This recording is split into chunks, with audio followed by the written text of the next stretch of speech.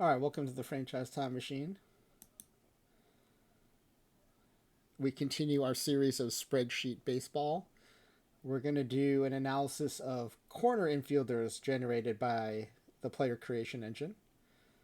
This is the second to last of these we're going to do before I officially kick off the OOTP26 creator roster cycle with a test run, probably on Saturday.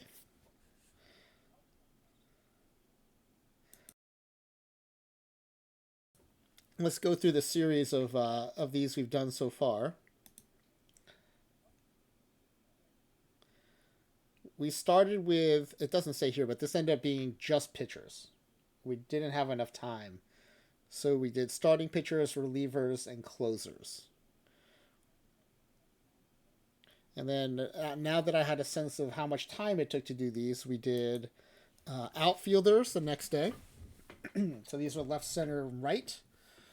Just kind of to see how similar or differently generated across different attributes.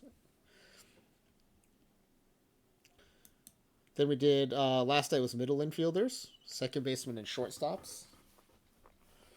And then today we're going to do corner infielders, first baseman, and third baseman. So I'm just going to copy the pack giveaway form from last night, and we'll use that as the basis for tonight. We'll have to change all the questions, of course, but they'll probably be similar to what we did last night. So a slight edge, maybe, to people who have been following these player creation streams. But I don't think there'll be anything that like they'll have a lock on the right answers.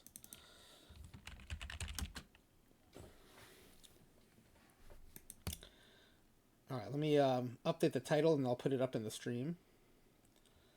This is episode 324, corner infielders.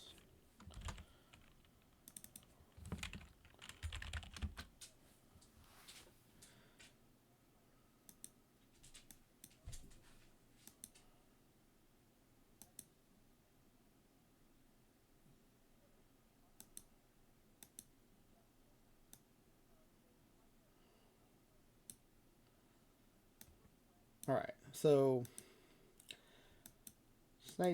this part I think stays the same. Tonight's stream will be generating fictional players in batches of 8,000.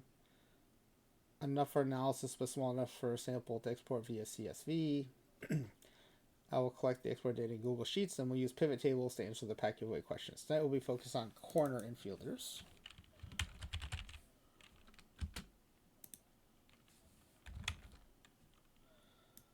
Closest answer wins.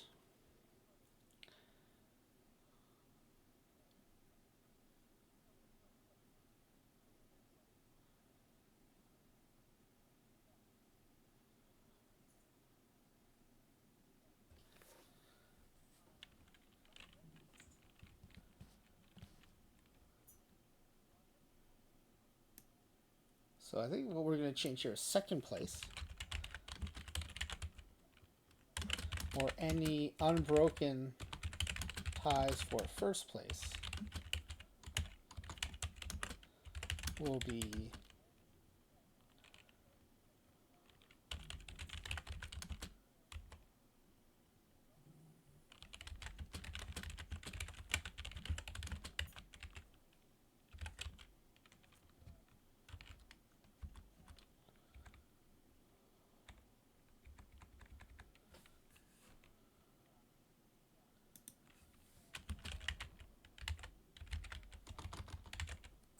so two things are going to happen here. First is if we make it through the survivor style questions, then first and second place will be determined by this new tie-breaking method.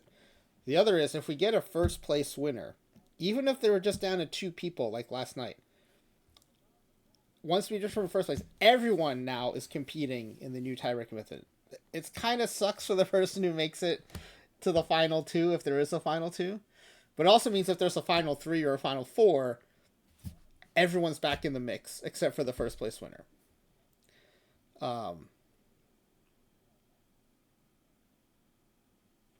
Actually, now that I say that, I don't know if I like that rule.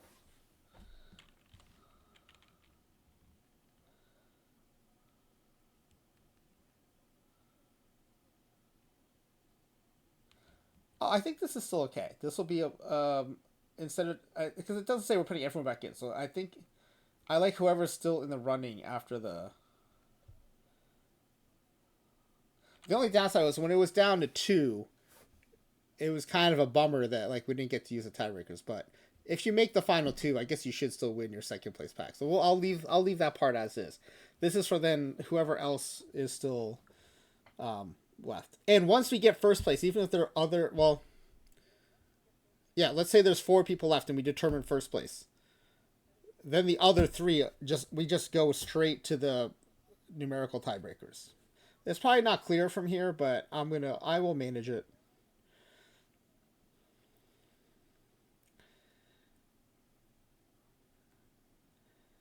Okay, so this is corner infielders. Do we still like this question? Which legend level corner infielders have the most players with contact? Yeah, so this is trying to get a sense of their batting.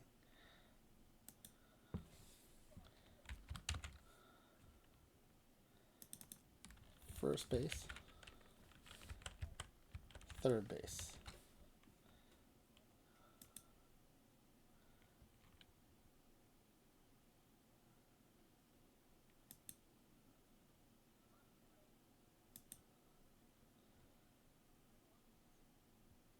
I think the lower questions are not so great, so let's take those out. Which one will have the highest power?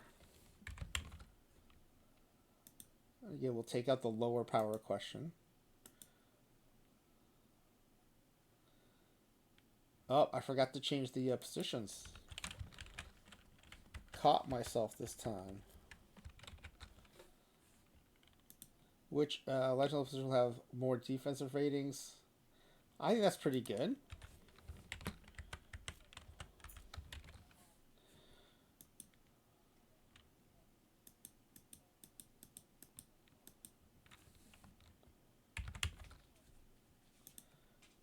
Corner infield, corner infield, corner infield.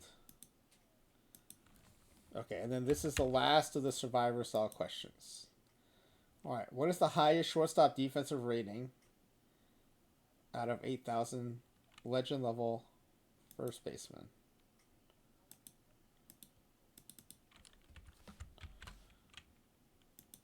Third baseman.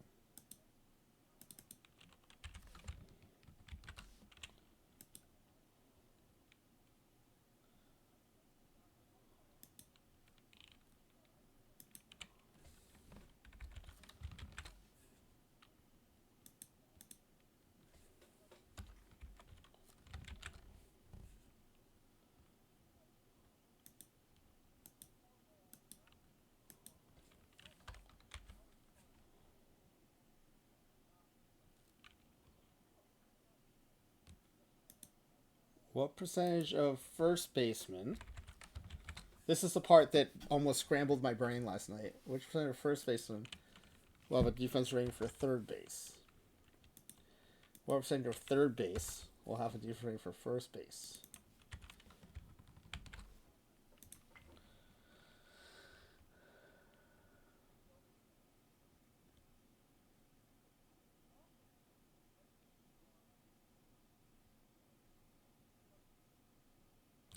I kind of want to know if any first baseman have a rating for shortstop.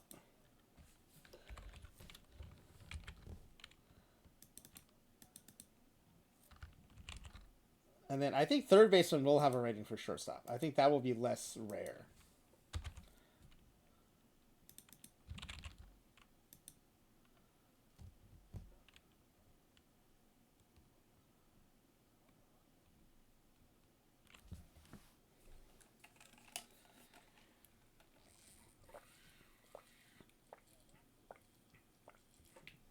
All right, highest defensive rating.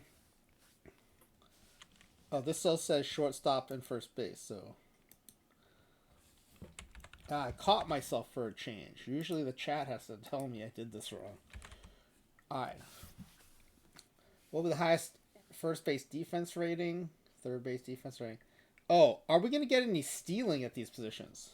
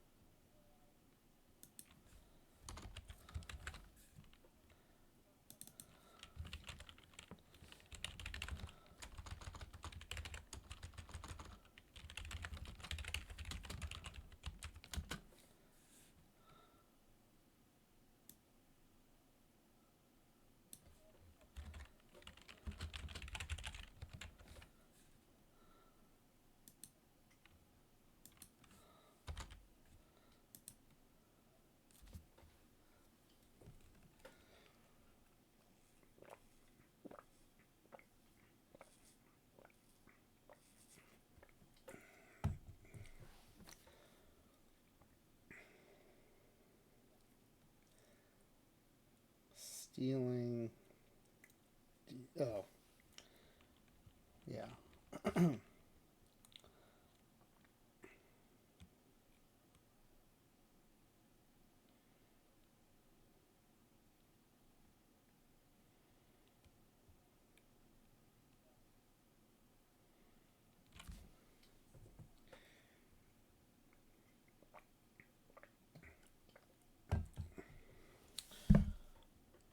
So I think that's good. Let me just make sure. Let's see. Third base, first base defense, third base defense, first base lowest rating, defense rating, third base lowest defense rating, first base. Oh, what percentage of first baseman can play third base? What percentage of third baseman can play first base? What percentage of first baseman can play shortstop versus third baseman who can play shortstop? And then first baseman with stealing ability of 80 or higher.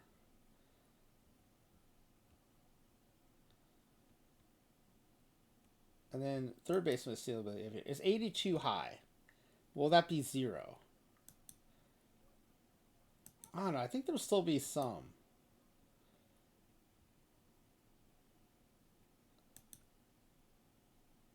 And then what percentage of scrub level? Oh, that's something that goes away.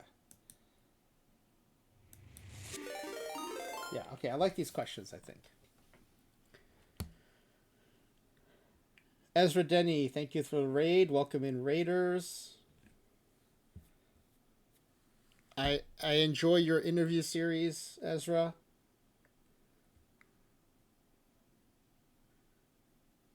Interviewing iRock this tonight. And I think is the next one EVC? Is that right? Did I get that right?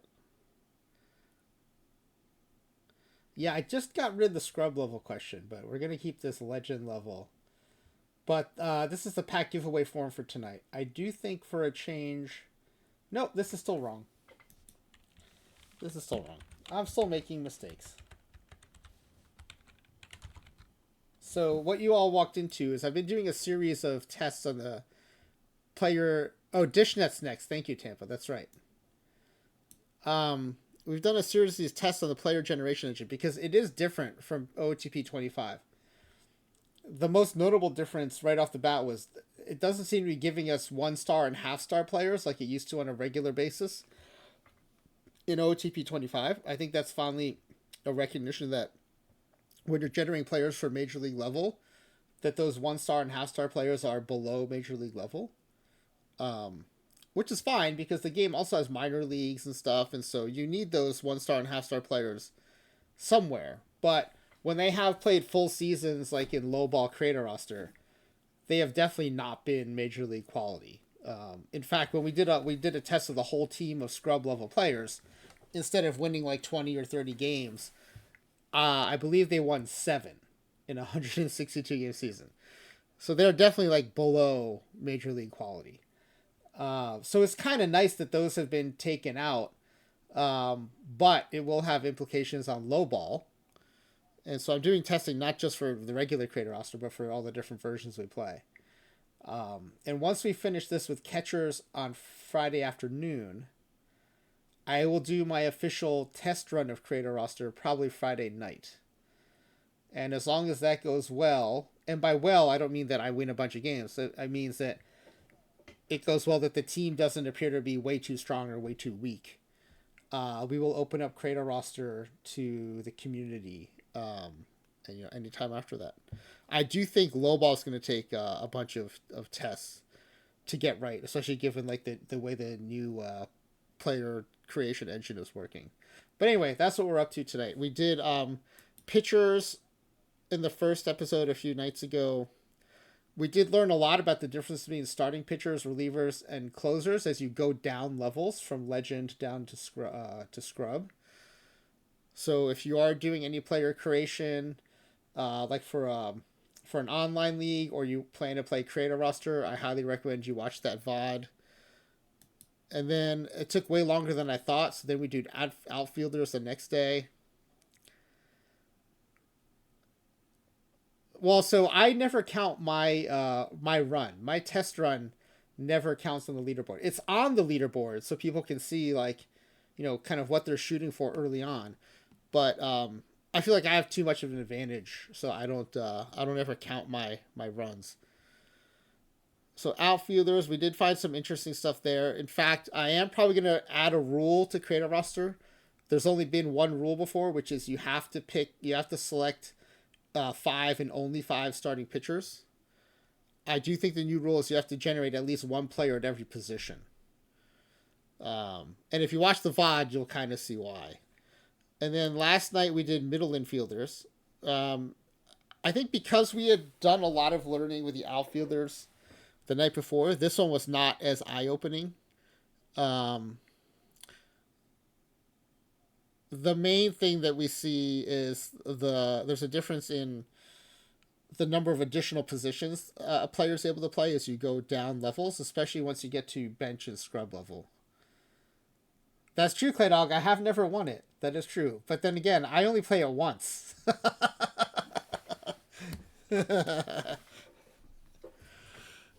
um, yeah, I just think it would be, and even if there is no advantage, even the appearance of an advantage, I think would kind of spoil things. So I try not to.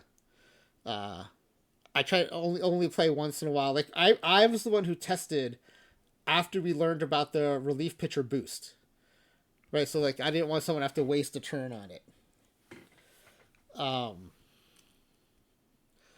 So yeah, and then middle infielder ratings we did last night, and tonight we're doing corner infielder ratings. So first base, third base.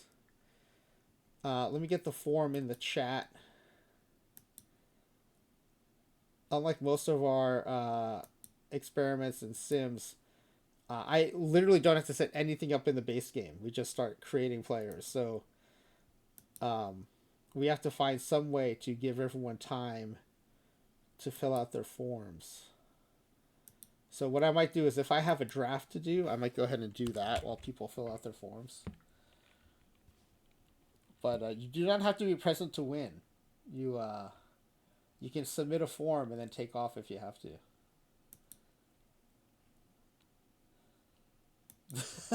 I actually thought Clay Dog was being nice, like letting me know that he thought I could play if I wanted to. I have a lot of fun just facilitating everyone playing. So I feel like, and frankly, I tested a lot before the season, so I've already feel like I've played a good bit of create a roster.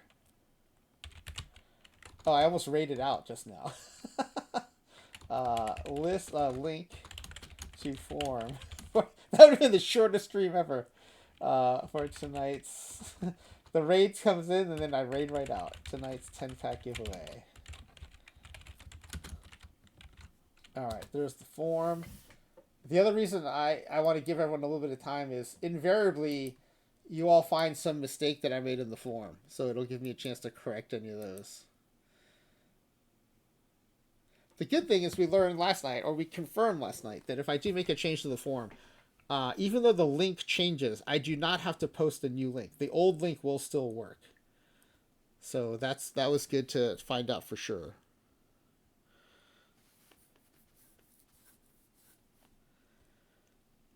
All right, so good luck, everybody.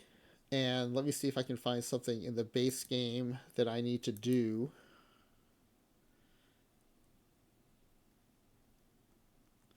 Yeah, so I just learned I just have to ignore the older answers. Oh, look at this. I finally won a game in extra innings. This is nice. It's been a while. A lot of the extra inning games have been going against me lately. So this ends that little mini streak. We scored 5 in the top of the 11th to win 7-2 in live silver, round 3. Who is Santa Barbara? Clay LMAO. That's not Clay Dog because it's with a K.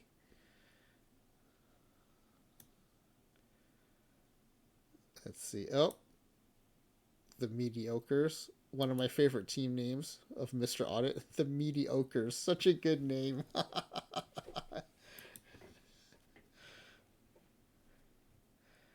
I can no longer hear the word mediocre anymore without my brain substituting mediocres like this team name.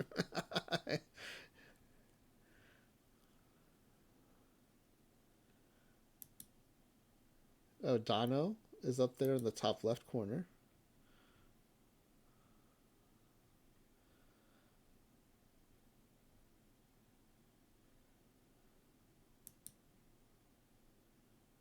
The Isotopes have already advanced. We are hoping to advance with the next sim. Okay, let me see if there's a draft I need to do while you all fill out your forms. I'm really interested in this question about first baseman who can play shortstop. I want to see how many of that combination are going to exist. All right, so let's see what drafts are coming up and see if I have any teams in them. I do sometimes enter West Coast, Best Coast, and forget. So let me see. Nope, I don't have any teams in this time around. Up All Night, I usually don't enter because it's a traditional perfect draft, which I'm terrible at. Nope. So the next one probably is Morning Coffee Speed. I do enter this. No, you know what? I don't have any entries in this tonight.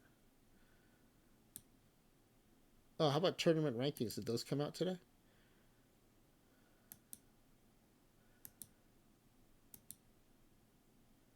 Nope, still April 20th. So no new rankings yet. Oh, no, wait. That is a new ranking. The 20th just happened.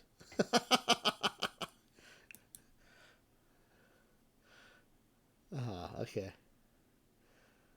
Let's see. So my wife and I had this this little thing where anytime one of us did something dumb like that, where I was like, "Oh yeah, it's not updated yet. It's only through April 20th," which is the update. She would say, "You're so pretty," and then I would say that to her if she said something that was kind of dumb like that too. All right, let's see. What am I looking for? Okay, I'm gonna have to search by name. This could be any one of four teams for Iron Bronze. So, uh, the Mochi. Okay, Haight Ashbury is in qualifying position. Phonics is not. Oh, Phonics is out of qualifying position right now. I'm gonna have to get on that. And then. Oh wow! I only have one team in qualifying position so far. That is concerning. I had 7 teams qualify last cycle for PTCS1. I'm going to have to pick it up in iron and bronze. Silver and gold.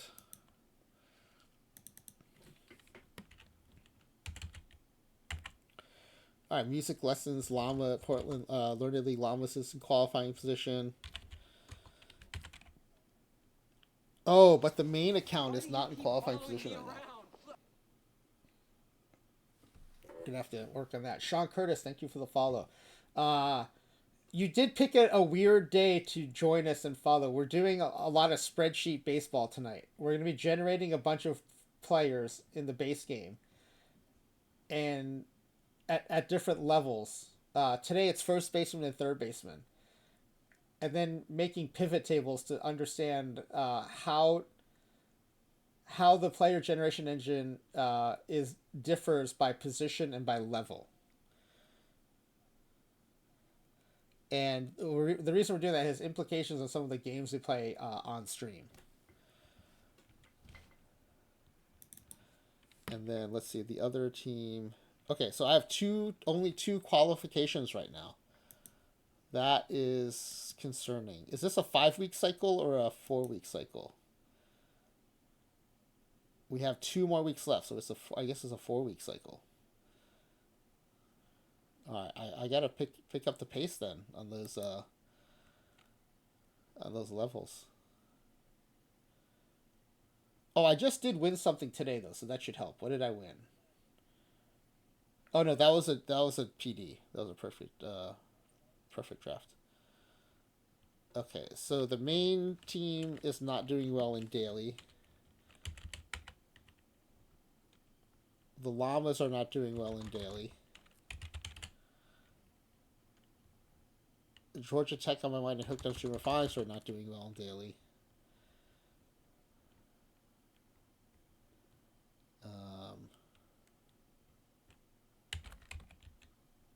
Yeah, none of my teams are doing well in daily. That's also a problem.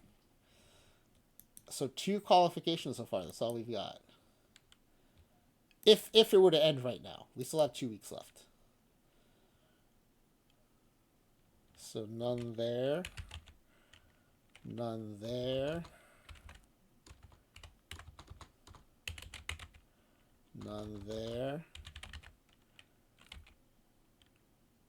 Yeah, we have 2 qualifications right now. All right, we're gonna have to work on that. Good thing we have a couple weeks. Got a couple weeks. I just updated a couple of my rosters, so that should help. Yeah, the fewer categories is making qualifying tougher. I just hope it means more people are qualifying. Like, if I'm qualifying fewer accounts, that's fine as long as more people get to participate. I think it's such a fun event. I hope that um, you know, rather than like Clay Dog getting 7 entries, that like 2 other people who've never played PTCS before get to get in, where I'm not getting in.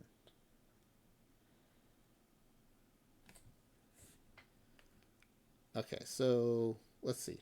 How did that do for time wise? Did that give everyone enough time to fill in a? Clay Dog will take them all.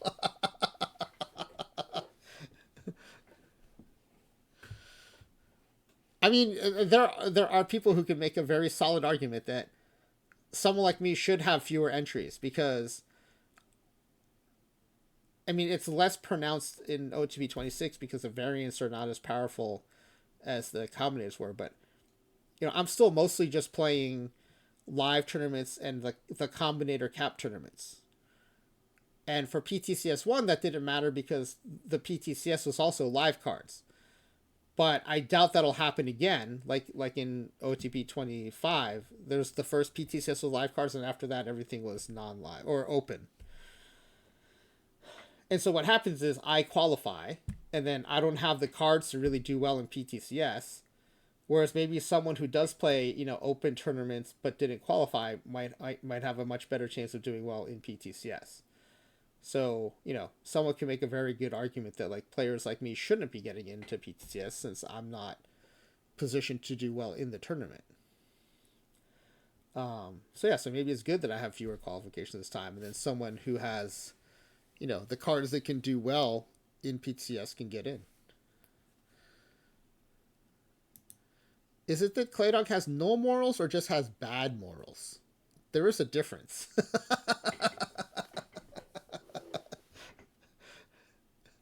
All right, let's see. Oh, you know what? I need to sign up for a perfect draft here. I've got an open slot now. The weeklies are now filling up 3 days in advance, I've noticed. Or actually, it's right now it's at 2. And I think I've got both accounts entered into Friday Night Live already. Let's see. You can only enter each tournament once per account. Oh, sorry, once per license. And I think I have both licenses. So there's Georgia Tech on my mind. That's my old license. And Low Diamond Phillips is on my new license. So yeah, we're all signed up for Friday Night Live, which is good. I tend to do well in the live tournaments because I play lots of live. Now this is a double PD weekly. I do well in the double PDs too, relative to the traditional PDs, and that's only because I suck at the traditional PDs. Okay, we've got 2 accounts or 2 licenses here, so we're good there. So now I feel, Twipped is almost full. Which account is this again? Okay, no, this one I like to sign up for Twipped using a different account, so we won't sign up for Twipped yet. But I better sign up for that soon. Okay, yada yada yada. I've actually won this recently, so let's sign up for that again. How we come in the pack giveaway forms, everybody? Do you still need me to stall a little longer? I'm changing accounts real quick here.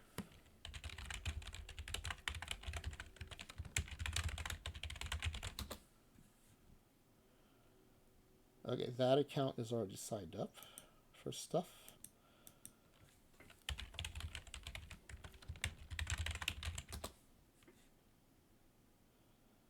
That account is full as well.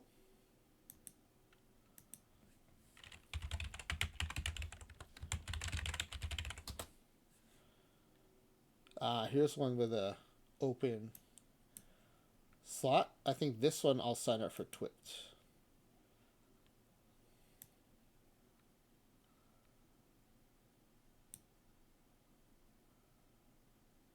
Now Twipt is it's my worst ever format because it's traditional PD, which I'm already bad at, and then it's single elimination.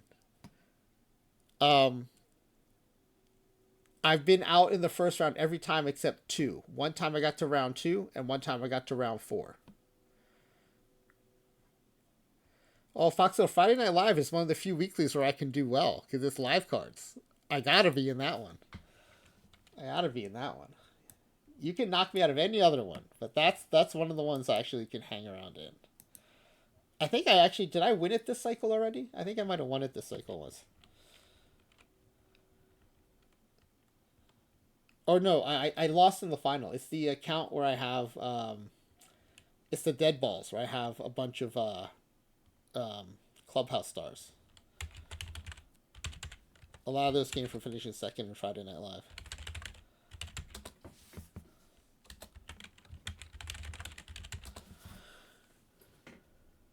Okay, that one's full.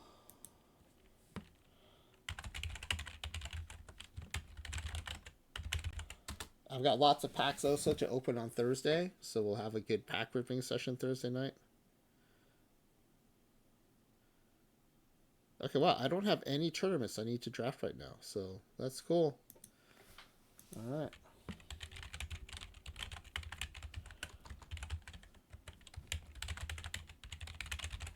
I think because the weeklies are filling up so fast, I have a lot of teams in the weeklies, and as a result, I don't have as many dailies firing each day.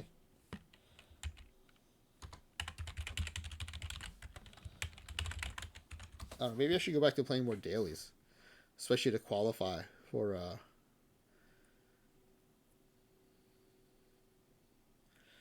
Tampa may have done bad in the EVC draft, but you gave EVC a first round knockout.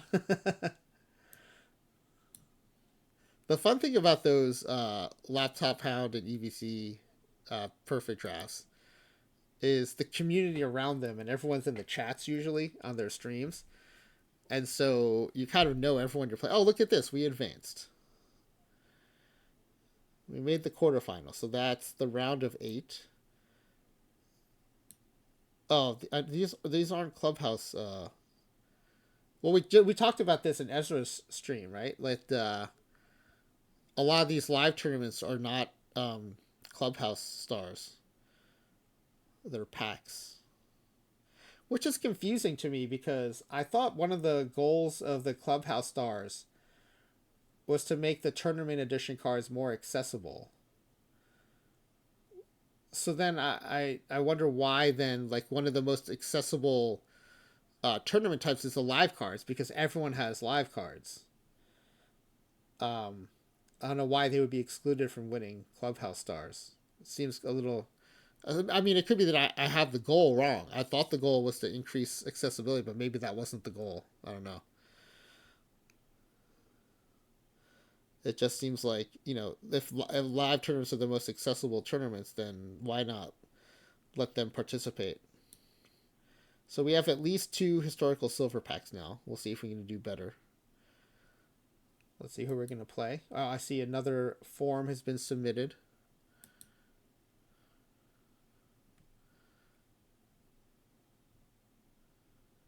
Did they just change their team name? No, it's been Santa Barbara all along. Okay. So then we are going to play... Oh, Mr. Audit. Great. At least we'll lose to one of the best perfect draft players, Mr. Audit. Let's see how Mr. Audit's Encarnacion Strand is in a slump. That's helpful. He's got a couple tired players, but we're both going to get another day of rest. So these players will... Candelario might be so tired that he might not be at 100%. Yeah. He might not be at 100% even after a day of rest. But Volpe... Oh, Volpe is pretty low, too.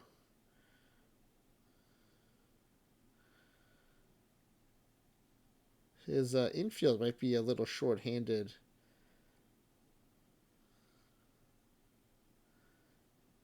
But everyone else is pretty well rested. How about his pitching staff? Yeah, his bullpen's pretty well rested. His starters seem fine. Who's he starting? Yeah, we have all these players on our staff, I think. All 5 of these. I think I run Olsen out of the pen. Same for Suarez. We don't run Little or Lodolo, but we have considered them. I think this is just the rest game, so I don't think we'll have a result. Yeah, so the next one will be our first game. Yeah, Mr. Audit, one of the best, especially at Perfect Draft. Let's see who else is in here tonight. Oh, I looked at this already. I don't think anyone from our late night community. There's no Smiley Face Jane in here. I didn't see Clay Dog or... If anyone in the chat's in this, let me know. Dono's in here once in a while. Oh, there's Gorgo. Very nice. Nice job, Gorgo. Gorgo facing D. Dempsey. Nice. I feel like that's a couple of like perfect team legends there facing off. And I get to face a third legend. Alright. Let's see if we can win one or two. That'd be nice. Okay. So have you all had enough time to fill out the form? Can I go ahead and close it?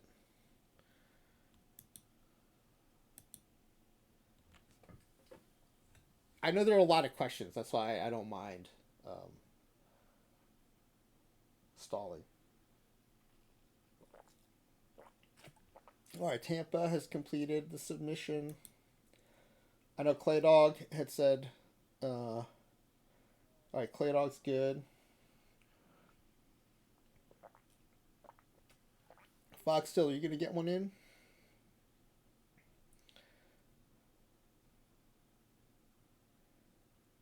Oh, Baffle's in the chat. We read into Baffle last night. I've developed a bad habit of raiding into Baffle right as he's about to end his stream.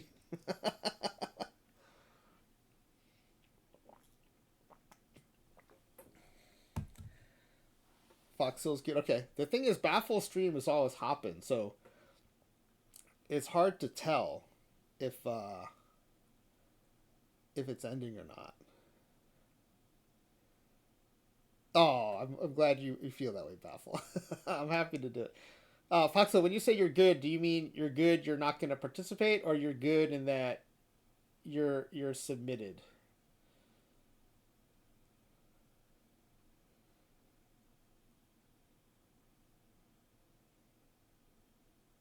Baffle had a hat on last night that I didn't recognize. I forgot to ask him in the chat what he was wearing. All right, Fox Hill's out, so I think we're good then. We're going to close this off. I'm not hearing anyone asking me to stall a little longer.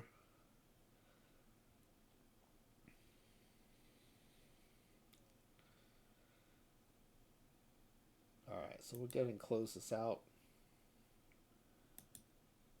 Good luck, everybody. I'll share the guesses here shortly, and we just resize everything so it looks okay.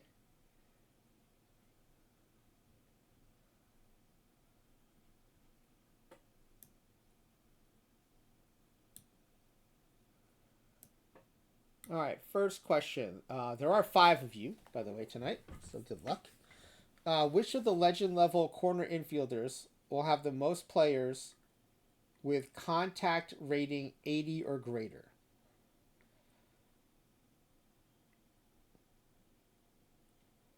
And it looks like most of you think third base.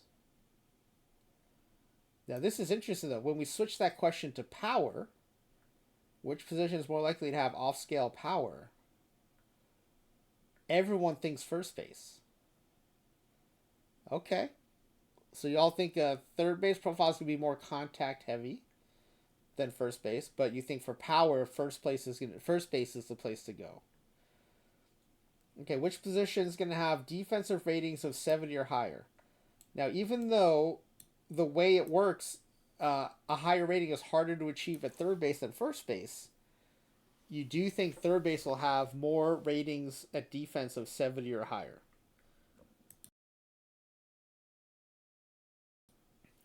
Now, the same dynamic occurs at shortstop. Shortstop is harder to play than second base. You can have the same ratings and the same experience, and your rating at shortstop will always be lower than at second base because that's how OTP sets it. It defines shortstop as a harder position to play. So even though shortstop has a higher bar, shortstop fielding ratings were higher. And it seems like most of you think that's going to play out the same way at third base. That even though third base is a harder position to field with the same attributes, that third base will come in with higher primary position defense ratings.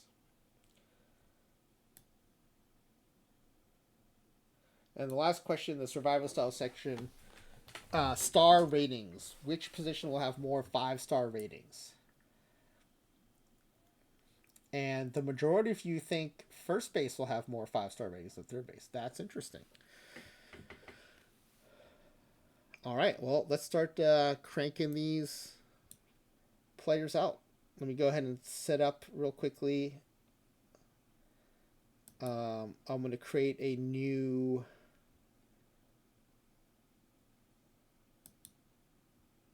spreadsheet for this. And we'll call this episode 324, create a roster prep corner infield. Tifa says, I don't remember what I put and not sure I read that right now that you said it out loud. That's funny. Well, we'll find out soon enough. Okay, so here is the spreadsheet we'll use. And to go ahead and get it ready to import these players, we'll just go ahead and name these now. Let's do first base first. First base legend. First base star.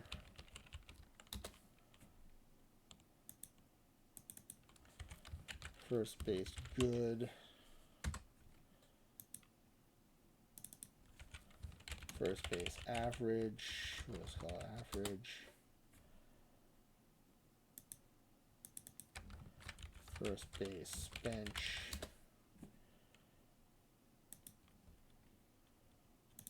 First base scrub. Oh, you know what? Wait a second. I was going to do this on the infield.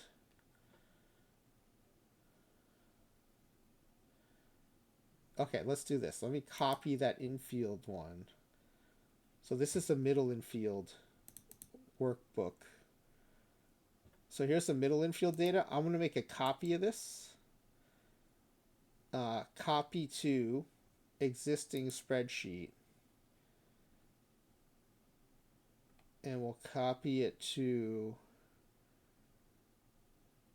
episode 323.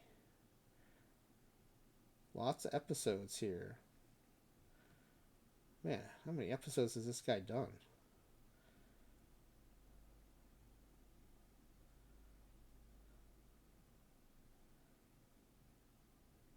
$323.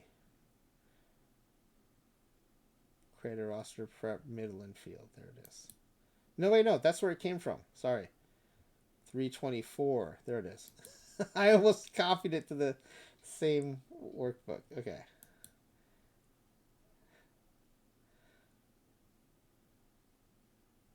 Copying. I guess I could have been doing this while you're filling out your forms too. I thought it would take like 10 seconds.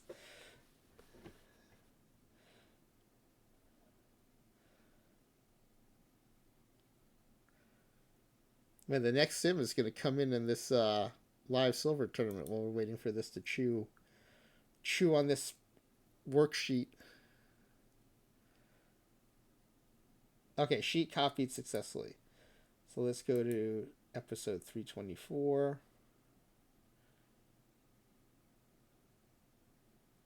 It's still blank. Did I break Google Sheets?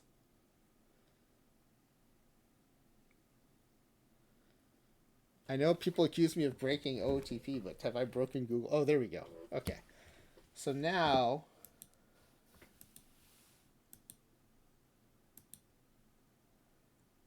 Yeah, so we're just going to call this now infielder data. And we're going to add our corner infield data to the middle infield data. So we'll have a total master infield, but we're going to, most of tonight, we're just going to be looking at first and third base. And then what I thought I might do is when we do catchers on Friday, we can also do some different cuts on the total infield too. Now that we'll have the total infield all together.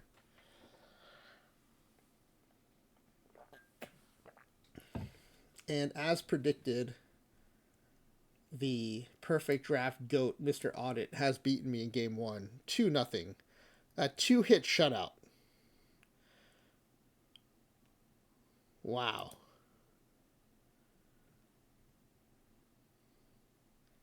Suarez threw 6 innings with 1 hit ball. Palante 1 inning with 1 hit. Lodolo Manea threw no hit ball against me. Mets legend Manea. I mean, what a burn to use a Mets card against me to combine on that 2-hit shutout.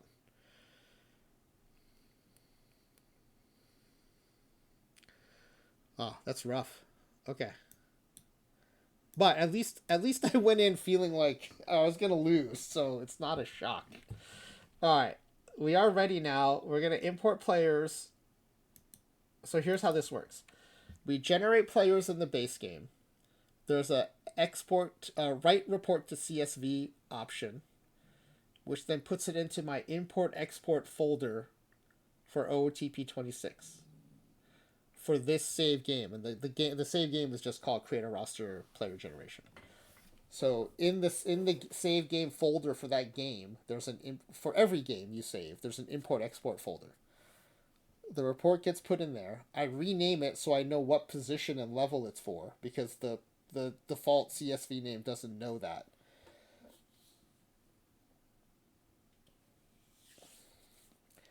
And then once I have them for all 6 levels of first baseman, we're going to drag it into my Google Drive. Once it's in Google Drive, I can import it here from Google Sheets, and then we can add it to our data pool, and then we can do the first baseman pivot tables.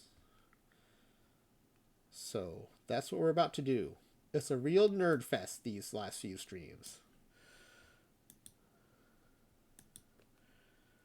Ophi and Stitch, one of the streamers we raid into often, has said that I play spreadsheet baseball, which has never been more true than this week. Oh, this is interesting. It sometimes when I open the game, the continue game is not the last game we played, because the last game we played and saved was the creator roster player generation, so we're gonna have to load it up again. So this is still on that one, but for some reason our continue last game was not. I haven't played that shopping spree game in several streams. We've played other games, in fact, since then. But for some reason, every once in a while, that's been popping up as the default continue game. Okay, so to create players, or in fact to import them, you go to the manager, pull down, GM and manager actions, and then sign a free agent. All this stuff happens on the free agency screen. Now let's just make sure we don't have any players in here. Oh, see, I'm glad we do that. We have to delete these guys. These are here from our outfield test. Okay, so they're now gone. And so the one, I mean, I call it a downside because usually it's not where you want creative players to go. You usually have a destination in mind.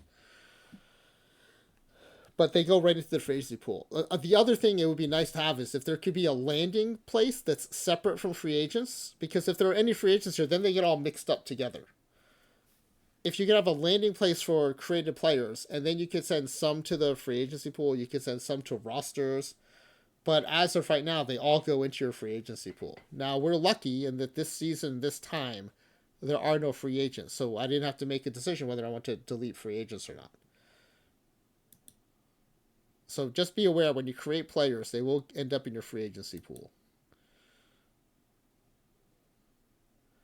Okay, we're going first base. Average age is what we use for create a roster. And then legend level. And we're going to create 8,000 at a time. And let me shout out Smiley Face Jane again, because it's Smiley Face Jane who let us know that the cutoff for being able to use this report writing function is in the 8,000s. And so I just decided to do 8,000 at a time so that we can use that report writing function. So Smiley Face Jane, one of the best perfect team players from PT25, continuing to do well in PT26, has started streaming and is very generous with her knowledge and insights and does lots of roster building and drafting in her stream. So I highly recommend following and checking out. And I don't know, I haven't seen Smiley Face Jane in the chat yet, but Smiley Face Jane, if you're going to stream tonight, let me know. I'd be happy to raid into you. So we get a little glance every time we generate a pool of players here at the top 21 or so, the first 21 or so. Right, so they're all 5-star. They don't have any other position ability. And there's a ton of power in here. In fact, we see a 90 power player right here.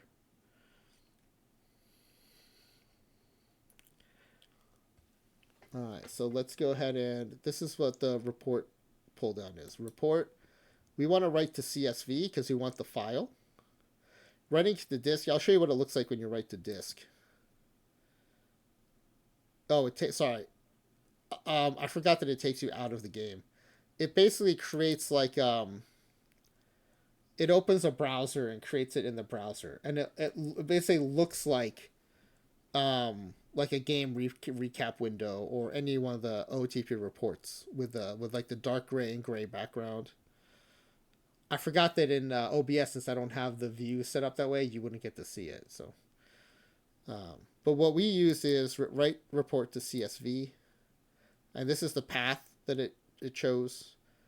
So users, franchise time machine, OneDrive, documents, out of the park developments, OOTP Baseball 26, save games.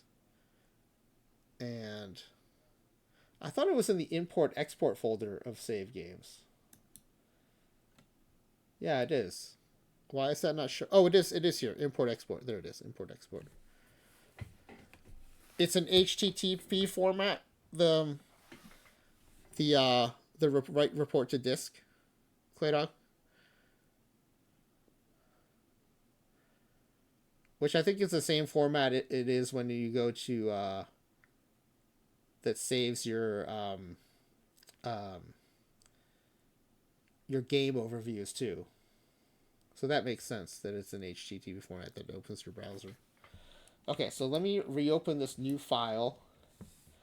Let me rename it as First Base Legend. And then, so we have all these players now, so we can go ahead and delete them. We have every piece of information on this screen is in the report that we just exported.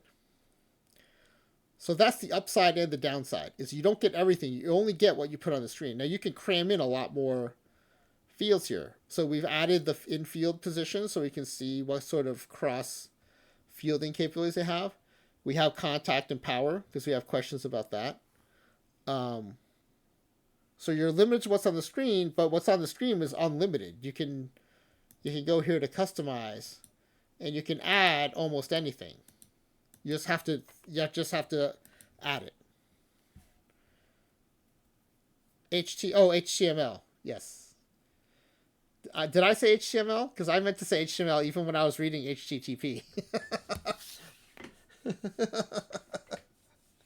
So I knew what you meant. I definitely knew what you meant, but I thought I was even saying HTML, but I might have also said HTTP. Okay, so we can delete all these players now because we have them in the file, and we can just go ahead and create our next batch of first baseman.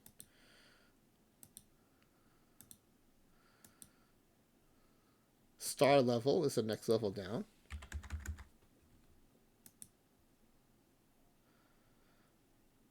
Now again, you can see just from the first screen of 21 players or so, you have a 4-star, some 4.5 stars.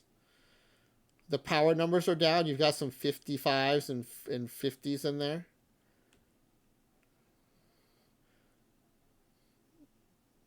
So it's a super small sample, but you're starting to see some of the differences.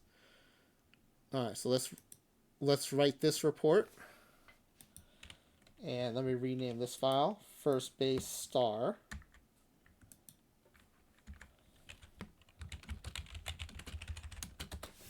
Okay, now we can delete these players.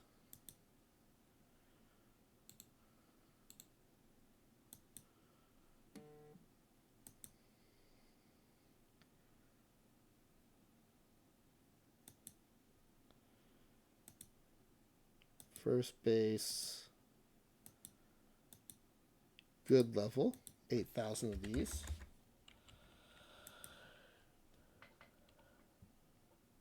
Now you definitely see, right, a big change in the stars from legend level.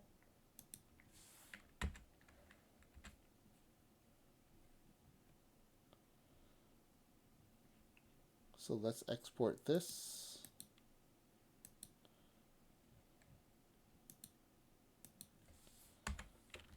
First base good.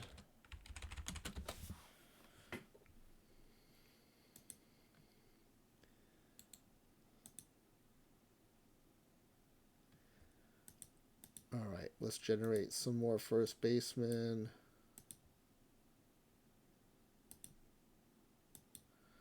We're down to average level.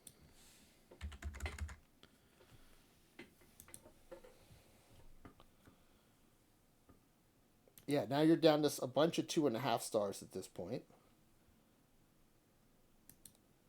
We still haven't seen any other position of eligibility on this first screen.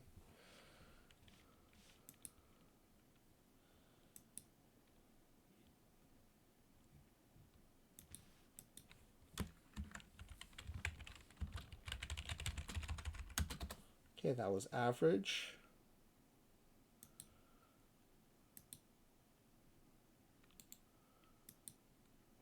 Next up, we need bench.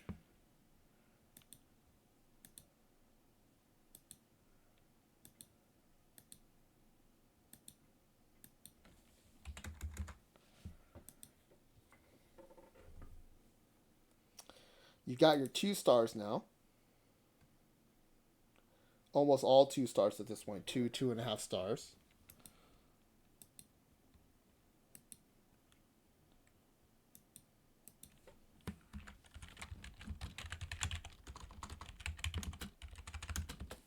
All right, and then let's delete these, and then we'll get our scrubs.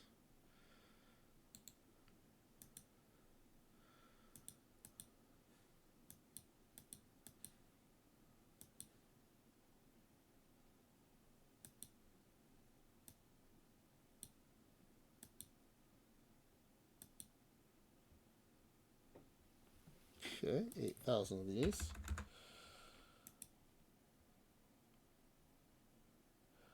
So again, the big difference we're seeing between this and OOTP26 is 1.5 is about the bottom here at the scrub level. Whereas, especially for relief pitchers, we saw lots of half stars. Even for position players, 1 star, half star was not unheard of.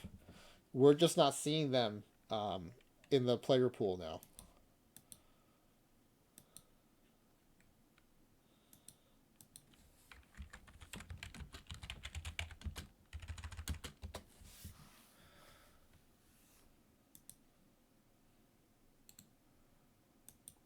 All right, now let's switch over to the spreadsheet, and I'll show you how we do this.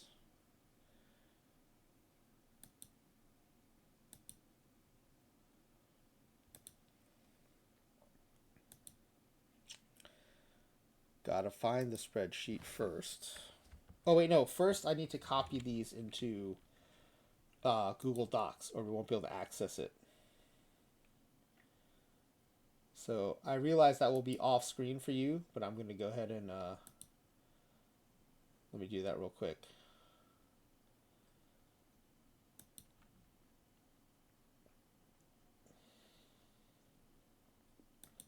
I'm going to create a new folder to keep it clean and separate. It'll be creator roster. Last night was a middle infielder folder. This will be a corner infield folder.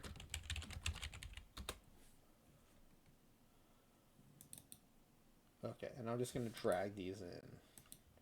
6 files, 6 levels at first base, 6 files to drag in. Okay, so now when I go into the spreadsheet, which I'll do right now. Okay, first we'll go to first base legend level. And we just go to File, Import. And I go to Creator Roster Corner Infield Test Data. And these are the 6 files I just dragged in. First base legend level.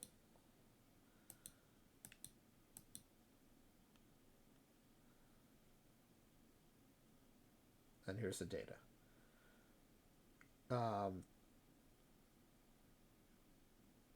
We don't do this here. We do this in the master folder, master data pool, where I've created these 2 columns where we've added a numbered level.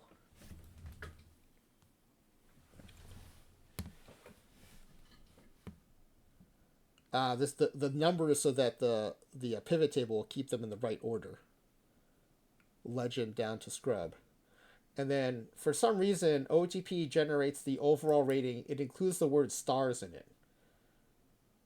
But for us to do our analytics, we want that to be a number. So I'm just taking the left 3 characters of the overall rating. So we just get the number. But we do that when we pull all the data. So first we're just going to pull in everything. So now we go to the star tab. We'll import the first base star players.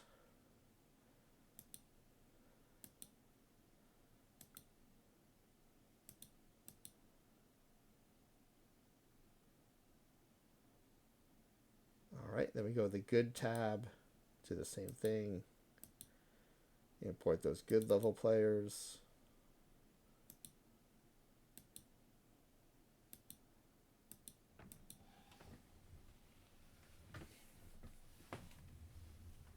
And then the average tab, same thing, import corner infield test data,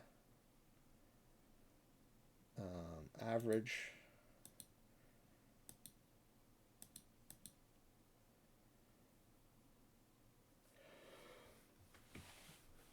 Bench level, same thing, import.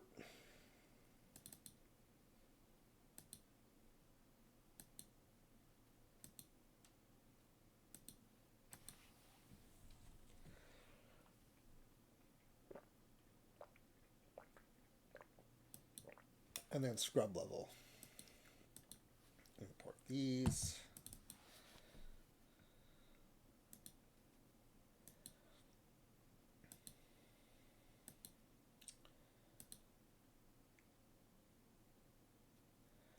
Now I just realized we did this for the with the infielders. I could do this for. This is the data pool. These 2 columns are 2 positions long, so they're 16,000 rows long because there were 8,000 second basemen and 8,000 shortstops. And the level labels should not change. So I should be able to just copy this. I should go all the way down the bottom.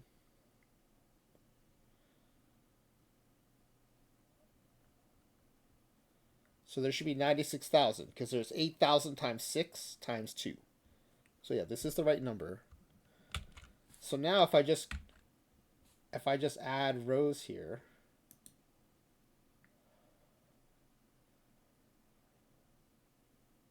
oh, it's taking a long time to think. Oh, page unresponsive. Wow. We haven't had that happen yet. Okay, we're going to add rows. So now if I just paste that onto here, it should be ready for us to just paste in our player sets.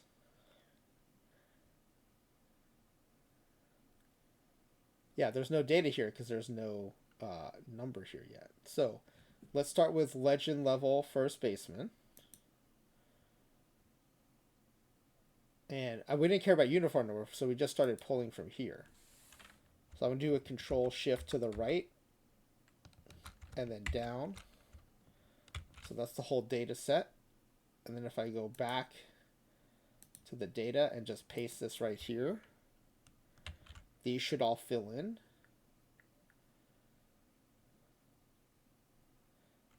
Nice. And if I go down to the bottom with the data set, yeah, it's all ready for the star level right here. Perfect. So I go to star level, start with the position, copy the whole set from there.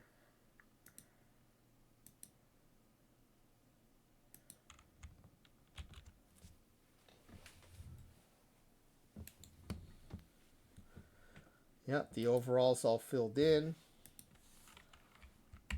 The next level should be good. Yep, it's ready to take the good data.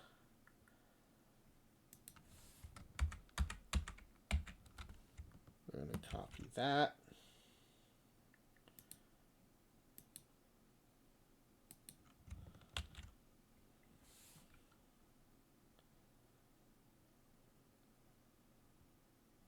Oh, this is interesting. An O with an umlaut over it comes after Z alphabetically. I did not know that. At least in OOTP or in Google Sheets. I think it's OOTP because this is just pulling from OOTP. The O with the umlaut comes after Z. Okay, so we're ready here for the average data.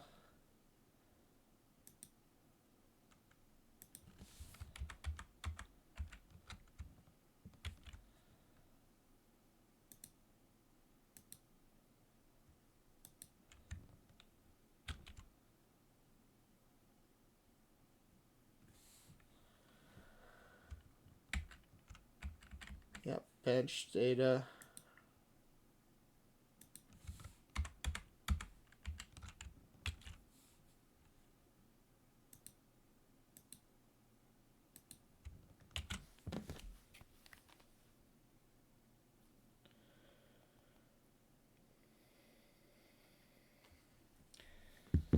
Okay, if I move control down, it should take me to the end of that section, and now the scrub data.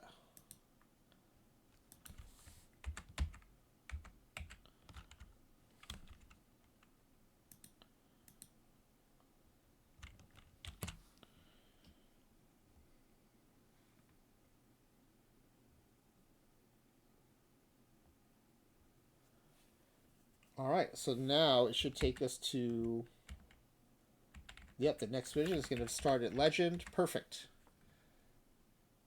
You know what? Let's just go ahead and pull in the rest of the data.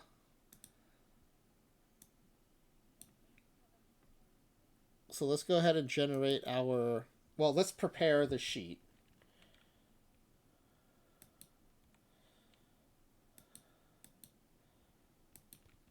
We need third base legend.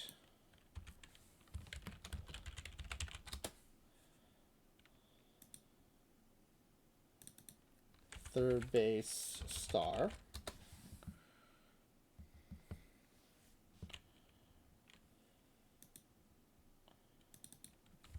Third base good. Third base average. Third base bench.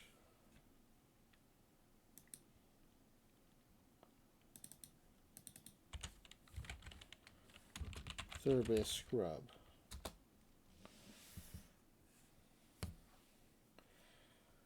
Okay. Oh, sorry, I was doing that off. I just realized I was doing that down here, and I was still on the game. I was just creating blank worksheets for us to import data into. Okay, so let's go create our third baseman now.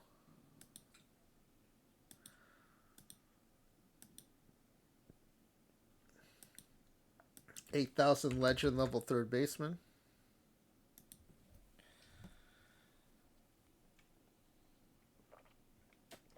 Now already you're seeing a lot more additional position coverage here than you did with the first baseman.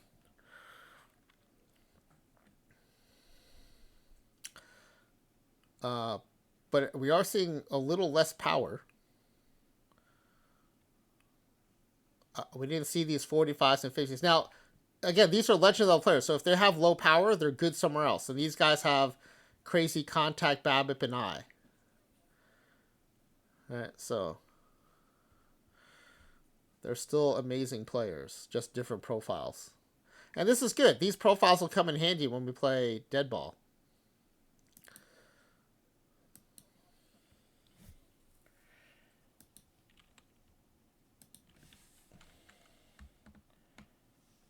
All right, so this will be third base, legend. Okay, those are created.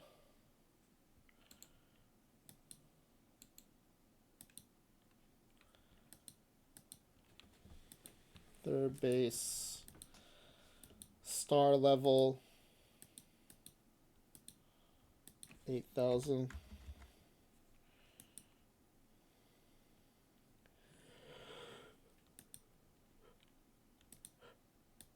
Write the report.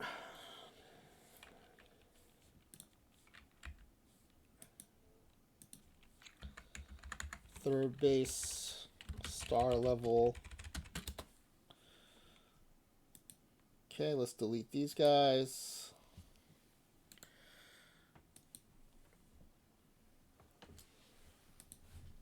And let's create our good level.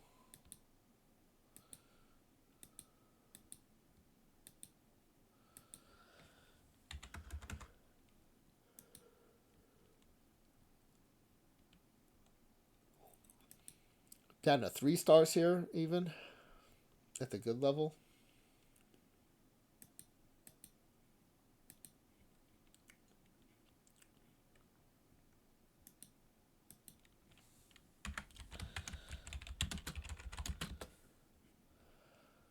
All right, that file's been renamed and saved.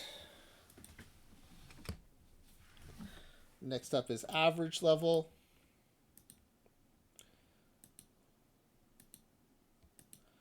Average age, average quality.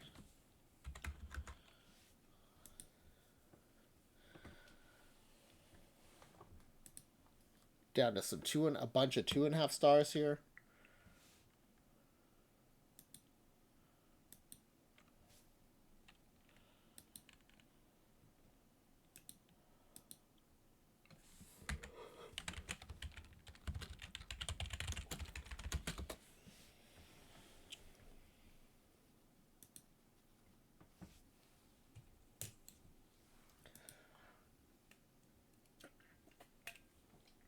All right. Next up is bench level. And we're almost done. 2 more levels to create, and then we can just set up some pivot tables.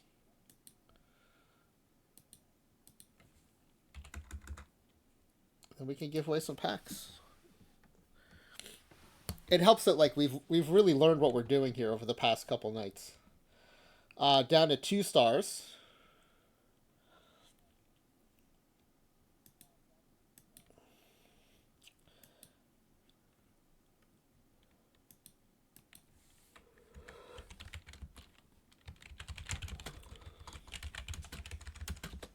Okay, and that's it. We just have to create scrubs, and then we're done creating players.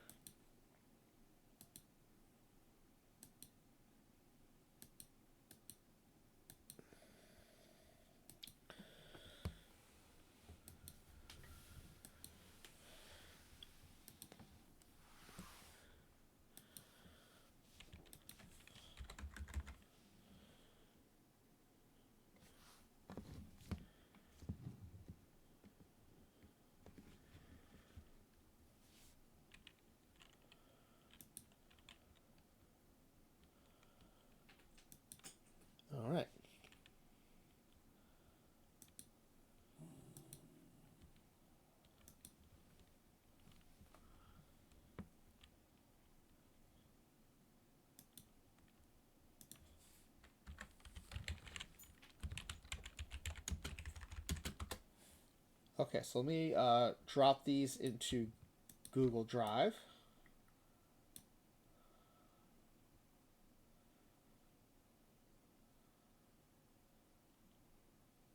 And then we can just go back to the spreadsheets.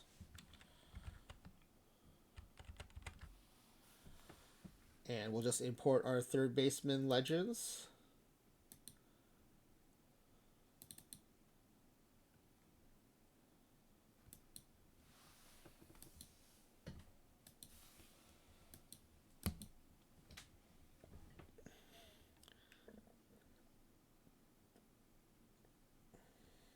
Star level.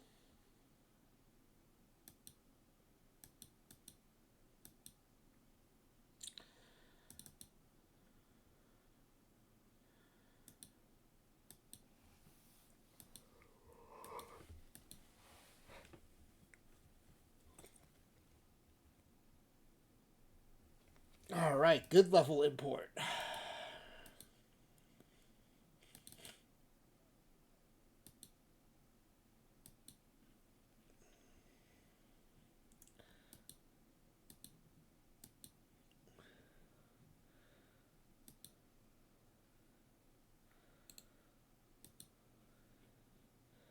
Average level player import.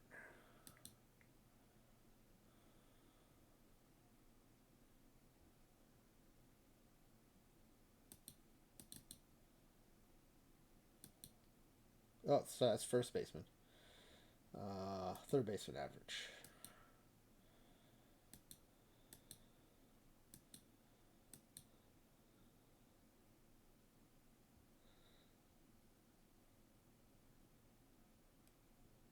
Yep, that looks good. Okay, bench level. Import.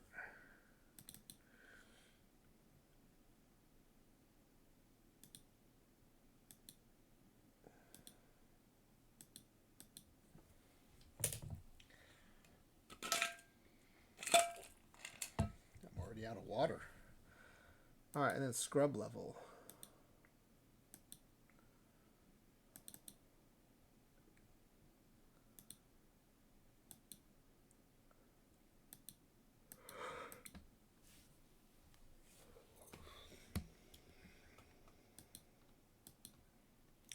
All right, so now again we just have to copy these into.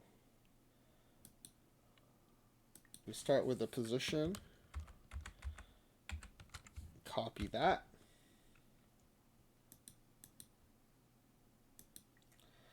And add this right here.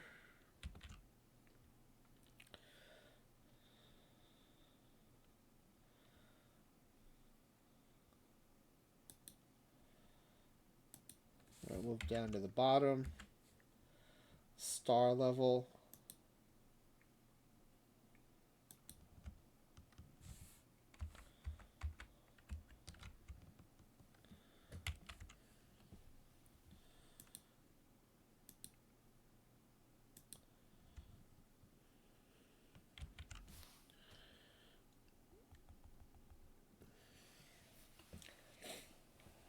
By the way, I just peeked. We are still alive against Mr. Audit in the daily live silver, but we are down 3-1. And the whole time I thought this was a perfect draft, but this is live silver. So I would have thought we had a chance against Mr. Audit, but we do not. We are down 3-1. All right. Let's go down to the bottom of this section here. And it's the good level third baseman.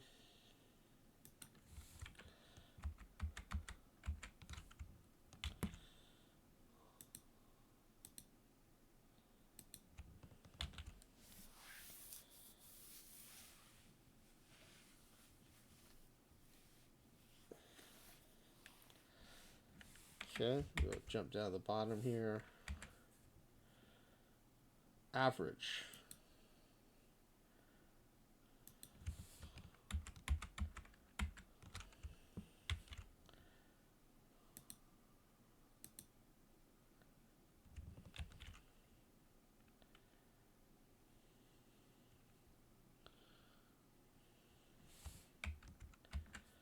bench level.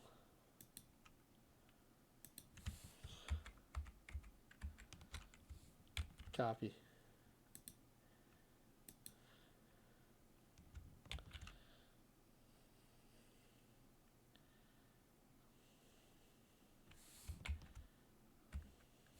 Scrub level.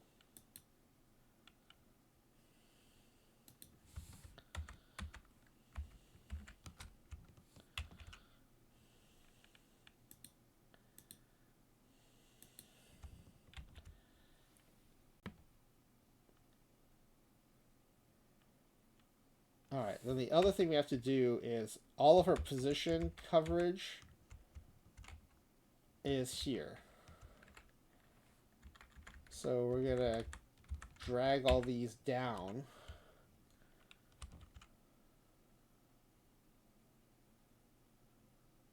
Oh, except the primary defense is going to be wrong.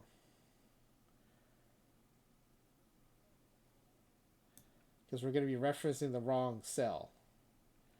So for first base, we want Y, cell Y. Now the first baseman should start.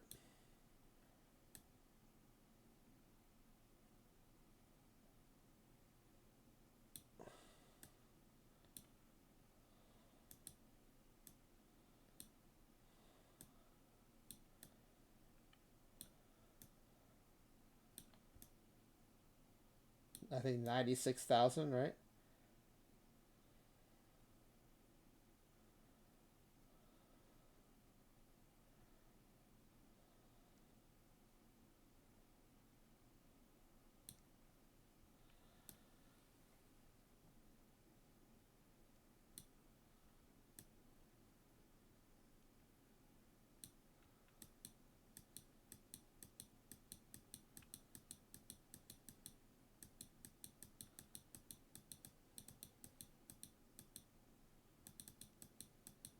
Okay. Yeah, 96002.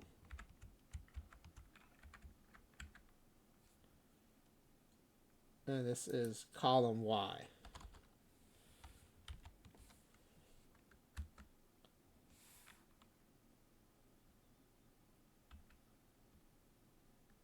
And we need that until 14.4, is that right?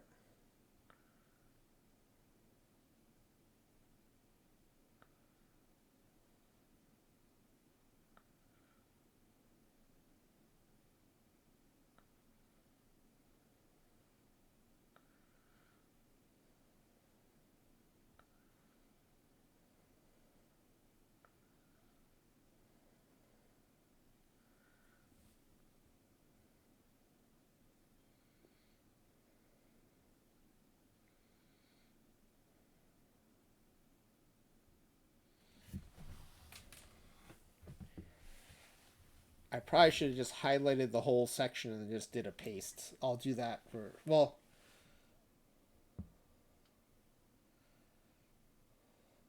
I'll do that for the third baseman.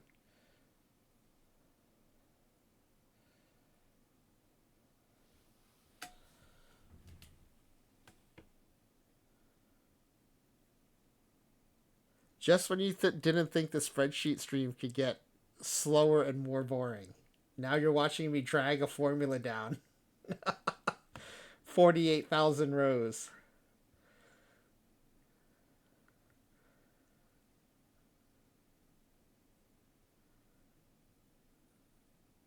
All right, this is taking too long. I'm going to copy this. I think it's to...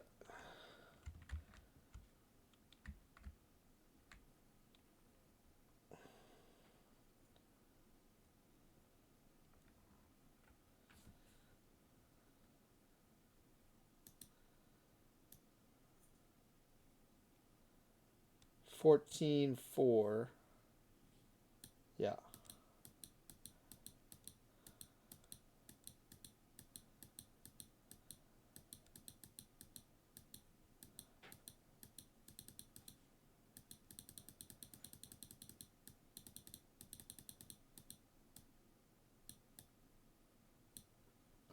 it here.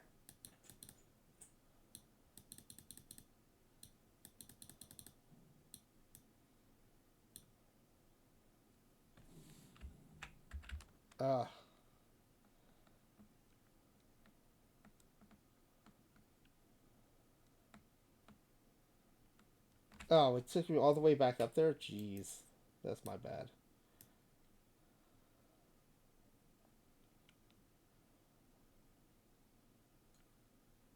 I just got knocked out by Mr. Audit.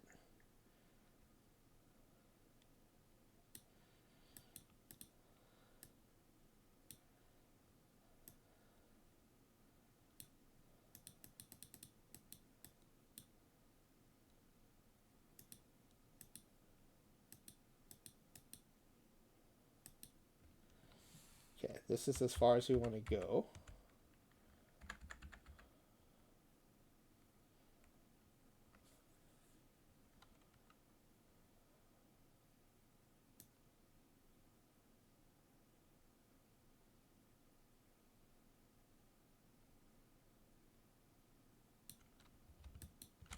Control D should copy this all the way down. There we go. That did it.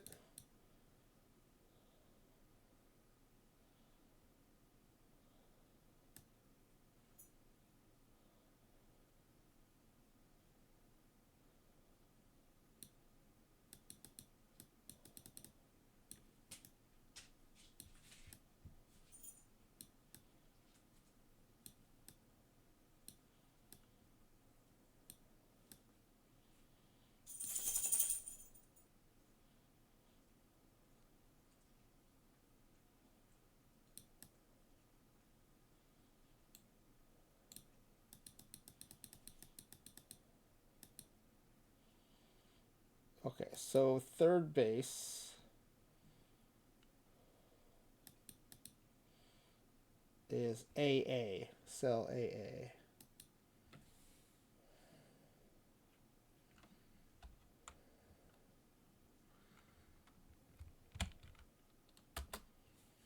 Okay, so for here, we should be able to go and then Control D. And there we go. All right, so that worked. All these other eligibilities should be referencing the right cells. So we're good there. All right, so now we can start pivoting.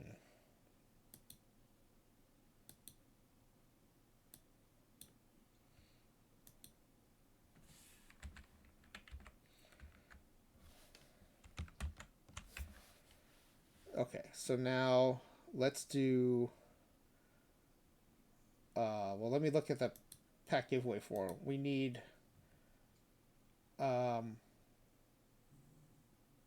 contact ratings.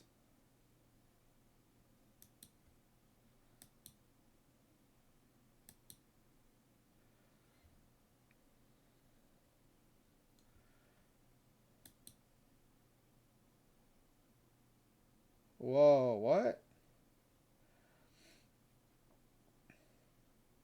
It's not going to let us do it?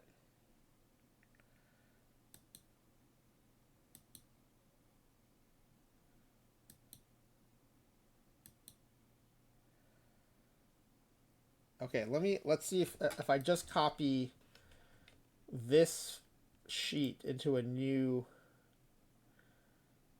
spreadsheet.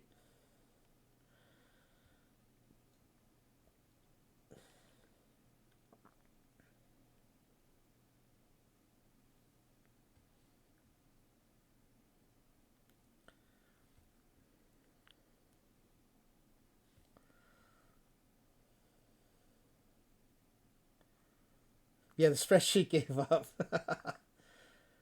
This is weird though, because when we did, oh, this is the first time we've done 4 positions. Because we did 3 outfield position, it worked out, it was fine. We did 3 pitching types, starting pitcher, reliever, and closer, it was okay.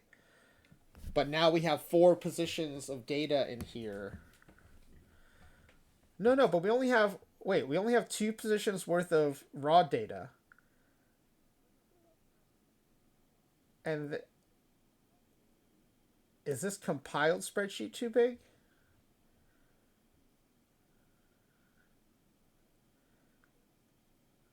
But we're creating the pivot as a new sheet, so I wonder. Oh, I wonder if the million cells is a workbook, not worksheet limit. Well, in any case, we'll pull it out and we'll see if that helps.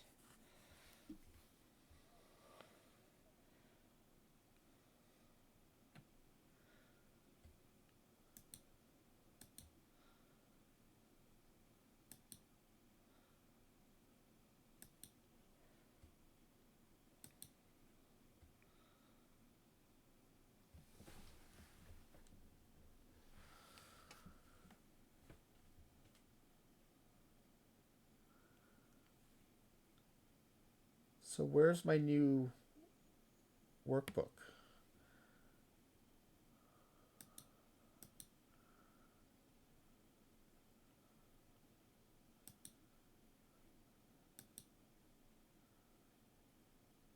Ah, there it is. Okay.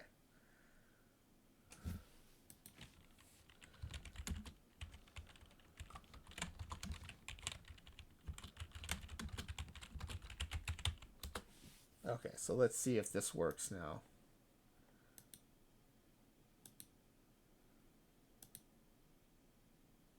Yeah, it just didn't like it paired with all that other data.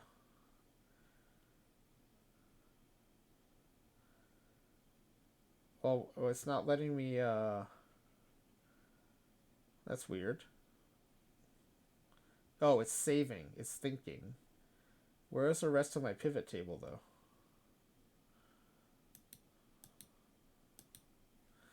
This is supposed to be a pivot table. Alright, let's delete this and try again. I think I might have broken Google Sheets. Oh, it started to show up at the end there. That's weird. Alright, let's try that again.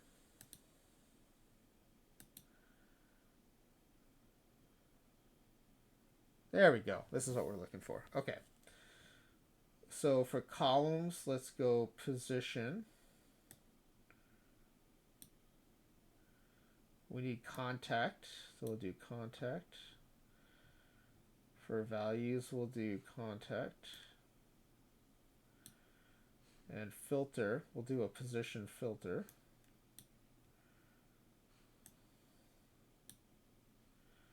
And we'll do first baseman first.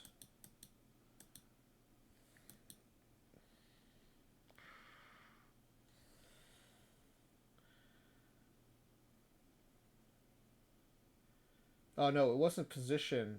Sorry, it's level.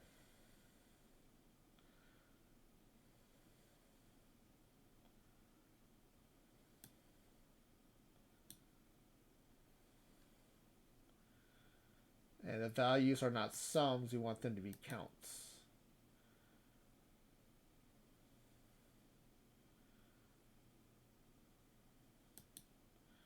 Right, so here's the contact distribution for first base. Again, you kind of see there's like a cap around 65, 70 for legend and star. Right, it just doesn't want to go above that, and then you got a bit of a tail.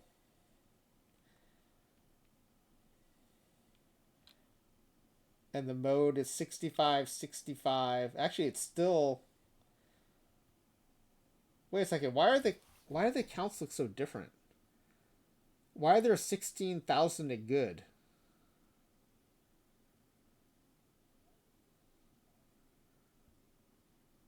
Something's wrong with the data.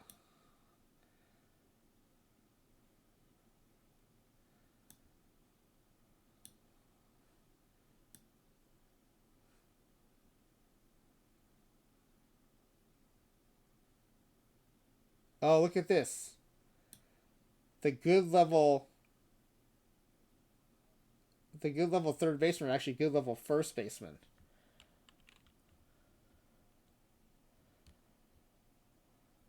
So did I just pull from the wrong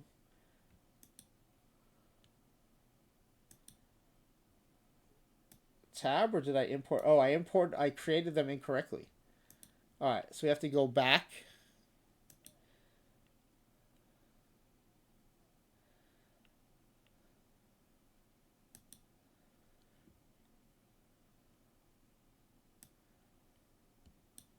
You have to go back here. Good level third baseman. I generated good level first baseman by mistake.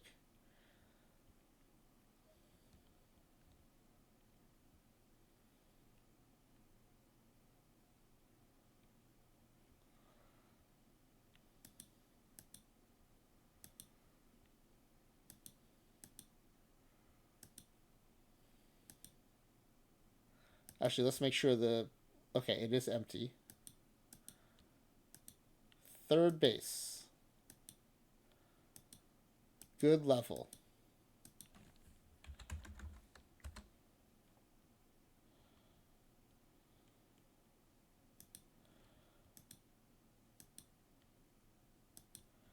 All right, first let me delete out the third base good, because that's incorrect.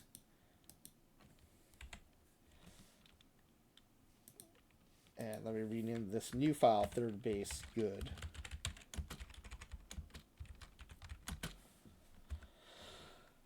And then let me delete it out from Google Drive too.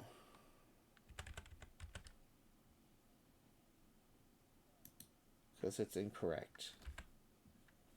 All right, now let me drag this file in.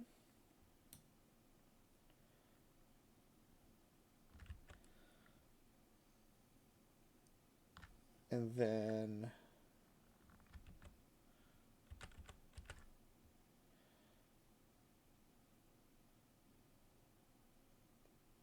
I have to delete this. This is now the third base good data, raw data file, or raw data sheet. I need to delete all this. And we need to import it again.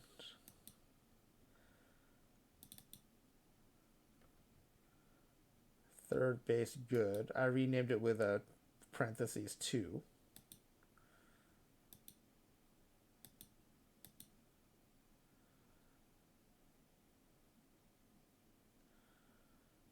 We're gonna copy and paste and replace it on this infield data sheet, but also in the other one that we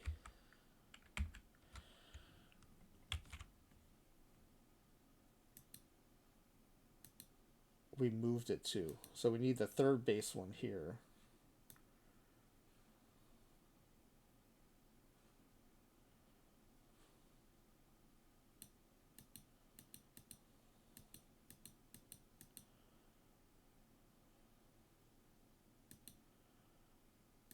Oh, so it's specifically the good. All right, there's good.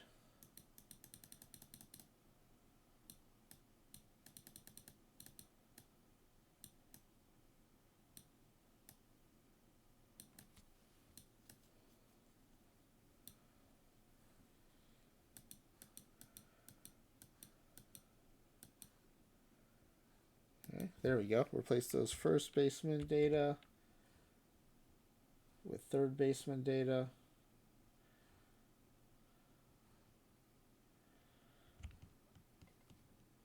And we're going to just go ahead and copy that there.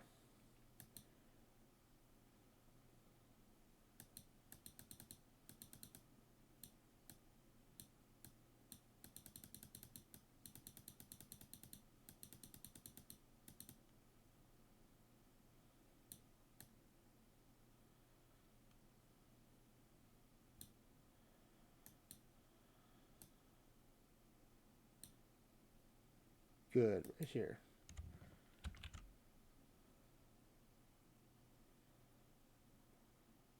Okay, so now that should be corrected. So we just have to, there we go. The data just updated automatically. All right, so the mode is 65 contact for legend, star, and good. And it drops to 55 for average. stays there, but now you get a bimodal distribution here at 45 and 55 for bench, and then 45 for scrub. All right, so this is where the modes are.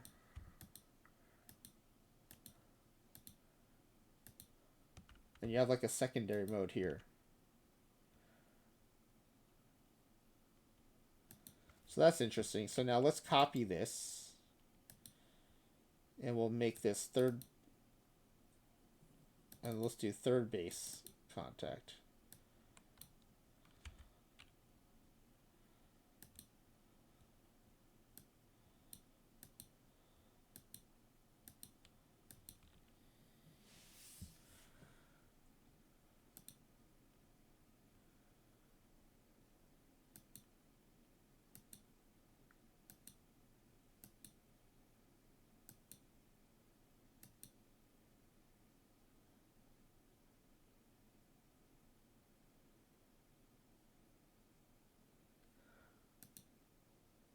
So what would the average look like? It would be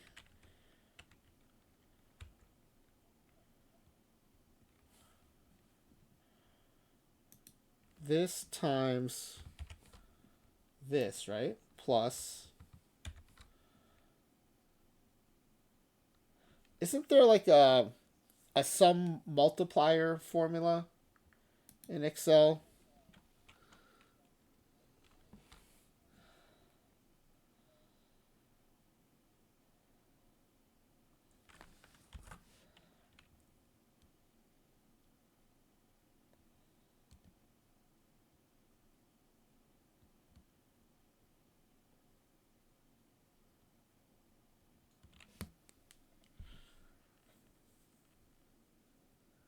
I'll work on that maybe tomorrow during the day if I have some time and see, because it would be good to like just be able to get a simple mean too for these.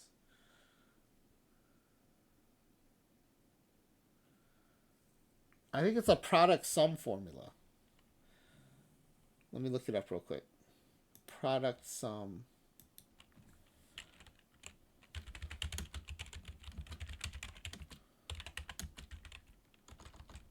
Some product.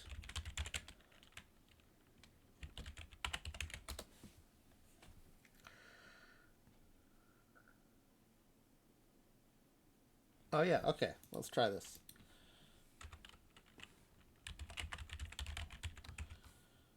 Array 1 is this.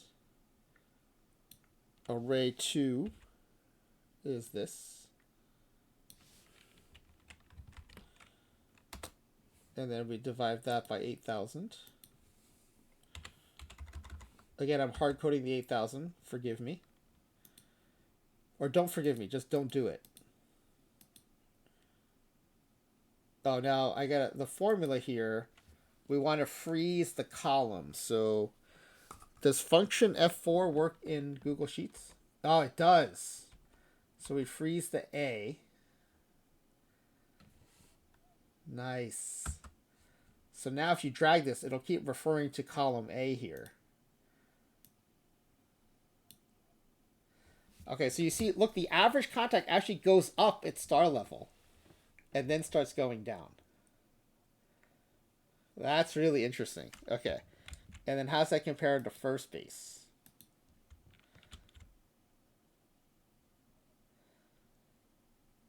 It actually just goes down for now. 65.3 is the average contact at first base legend level. 63. So contact is higher at the average, but the way the question was asked was 80 or higher. So we'll look at that in a second.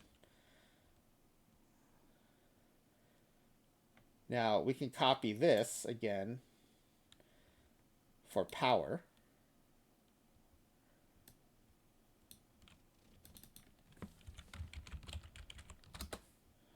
And we just edit this. And we'll replace contact with power. And we'll replace the values with power.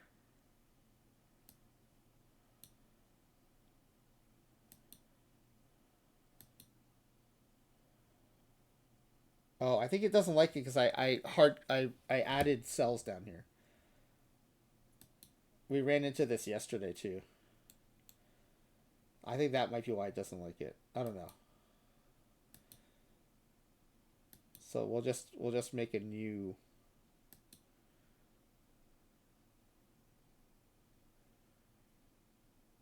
pivot table.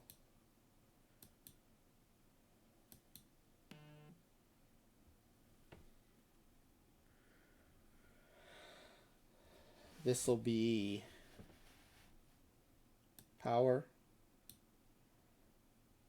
level,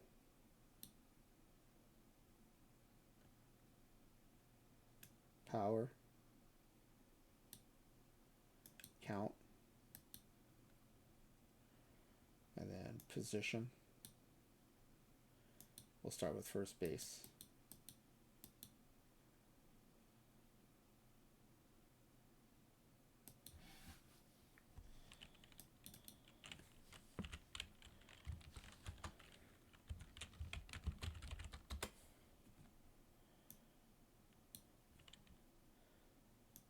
And we'll just grab these formulas.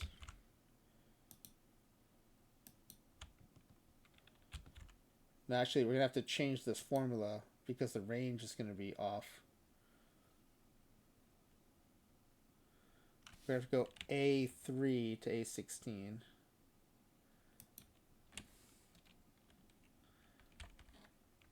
And then B3.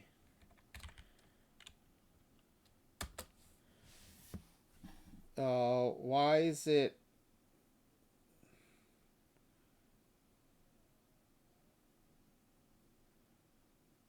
Oh, did I not do the position selection correctly? Let's see. Oh, I didn't select it at all. It has to be first base.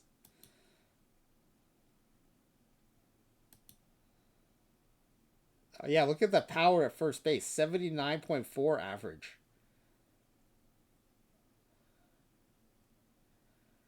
Wow.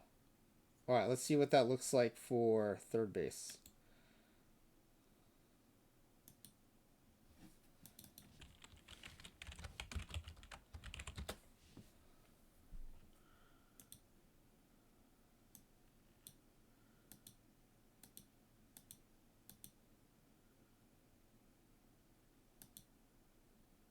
$76.1.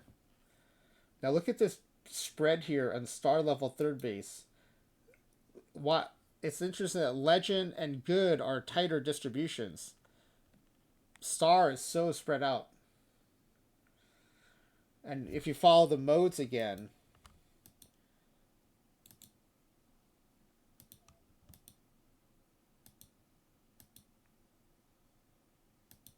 yeah, bimodal here.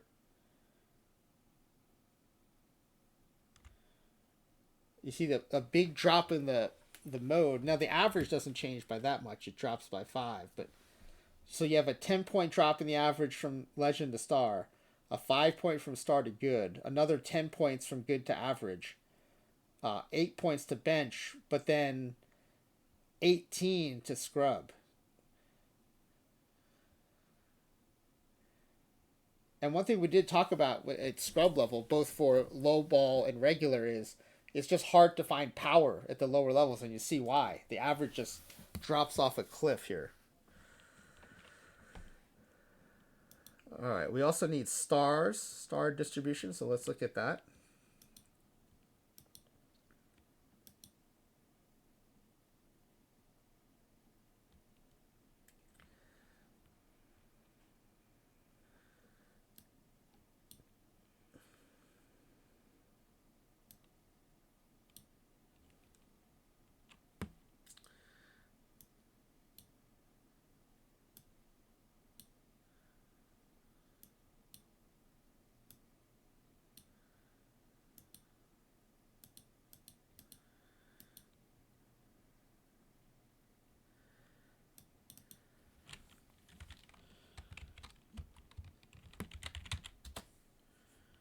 All right, first base stars. Again, I forgot to select the position.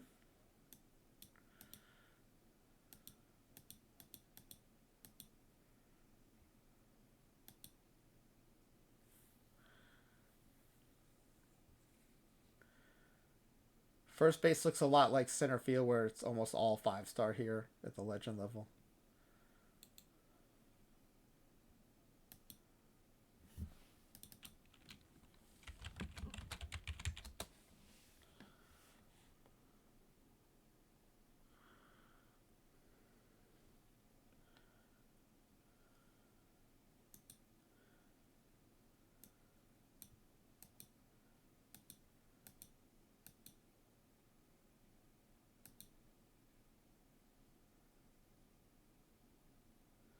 Yeah, you have a lower proportion of 5-stars at third base compared to first base.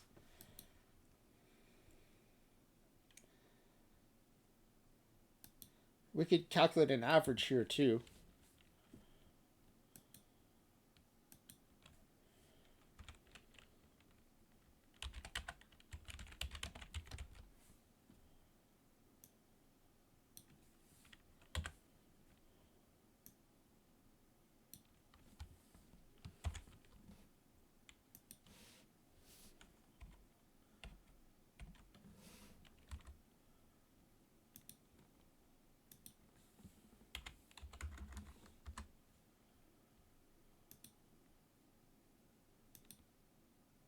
Okay, it's 4.98.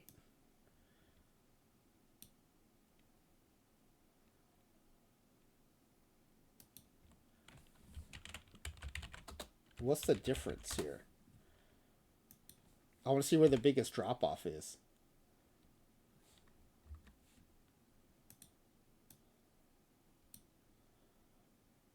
Yeah, you have an over a point, almost a point and a quarter drop between good and average here. So you definitely want your starters at legend, star, or good level before you have that big drop.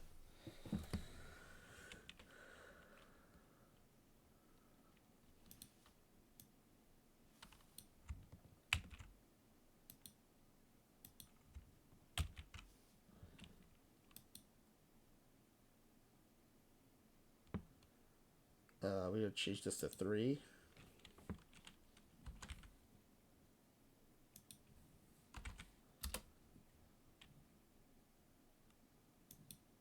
Oh, no, that's not right.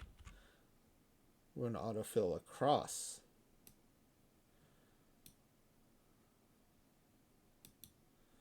Yeah, again, the big drop off happens here from good to average. All right, so stars, contact power, primary fielding is another one.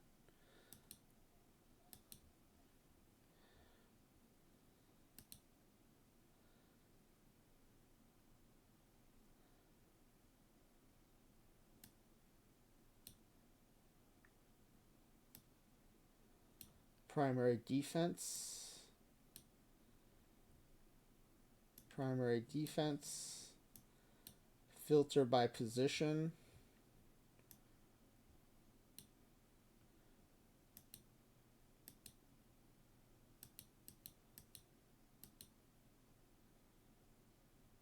And this should be count.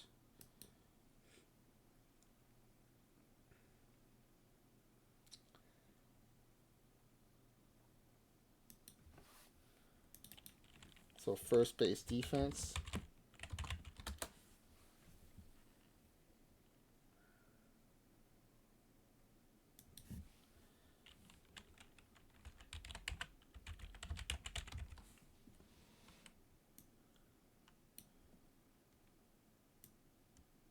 Oops. Forgot to do the comma. And we'll do function 4, F4 for this. And then divide by 8,000.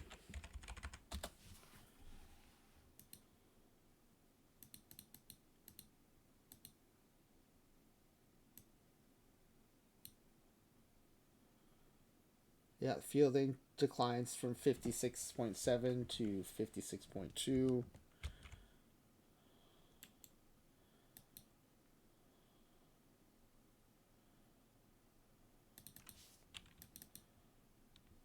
This will be third base defense.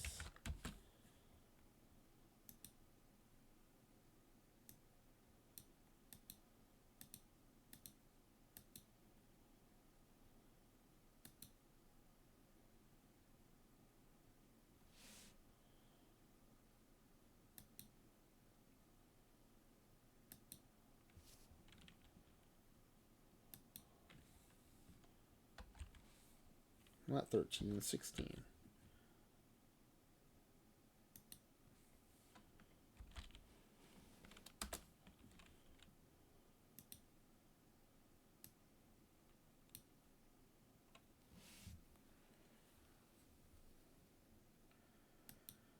Well, the third baseman have lower defensive rating. I guess because it's just that much harder of a position to play. And then position coverage. This is a funky one.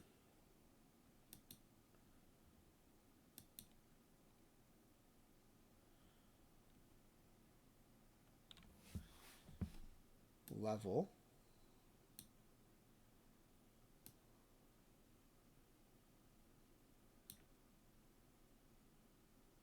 First base eligible. Second base eligible. Third base eligible.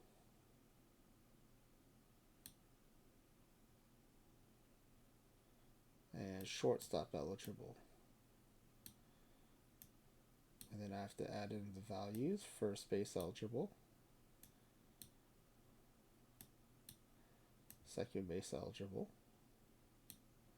Now I learned this the hard way. We're gonna do it with all positions first, and then we'll just delete out the one position we need to delete out for each position.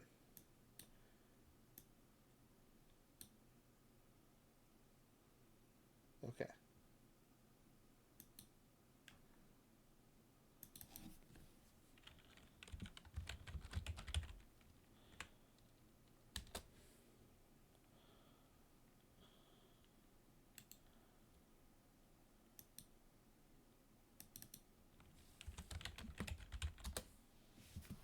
All right, so first base position, let's edit this. It's first base. So we can delete out first base from here, and we can delete out first base from here. When I tried to do it in other ways, it kept messing up the pivot table. So we include everybody first, and then we just delete out for third base, we delete out third base.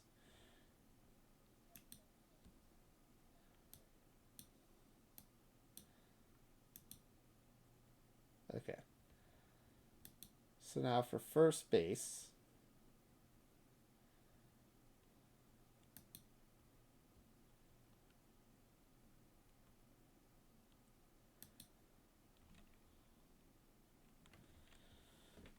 we have this number. We have this number. We have this number. We have this number.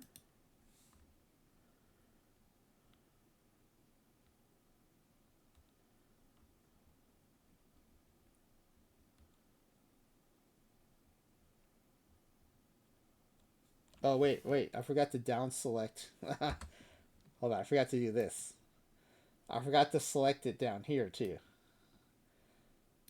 Down here, you have to select first base only.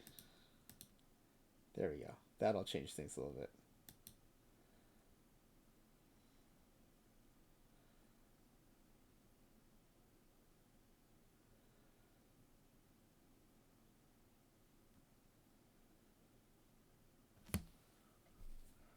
Wow. Almost all the players are first base only.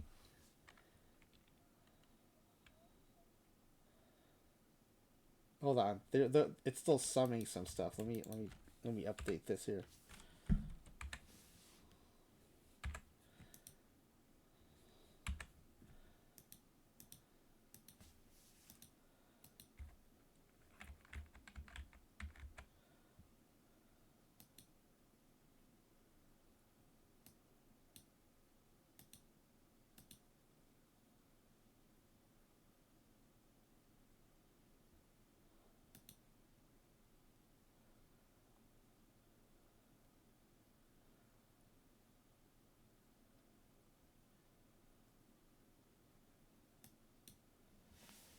Okay, at legend level, there is so little cross eligibility here.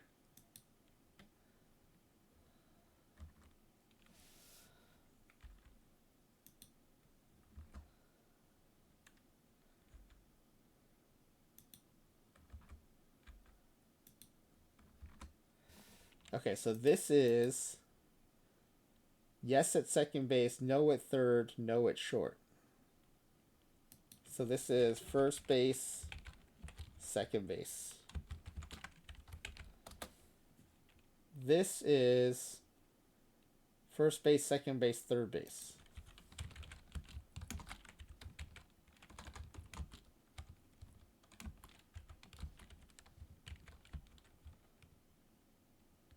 No, wait, no, this is first base, third base.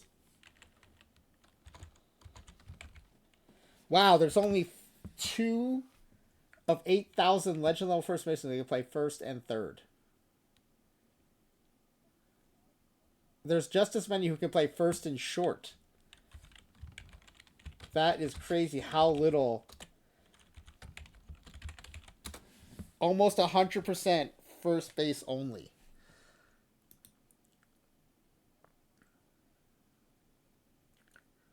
That's crazy. All right, third base.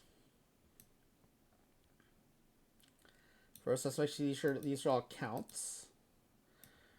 And then let's filter for third base.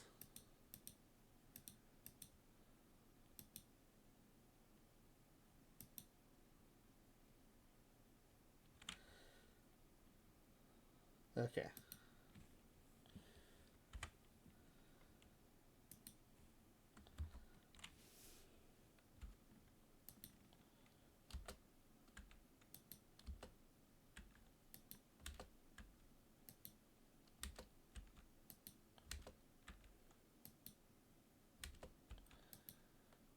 Okay.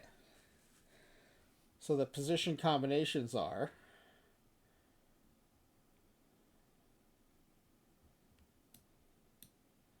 this is all infield. Third baseman who can play all infield.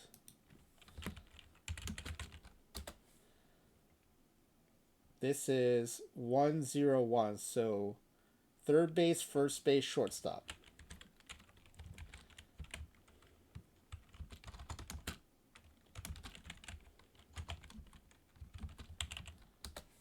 .340 is. Oh no, wait. This is 1-0-0. Sorry, this is third base, first base only.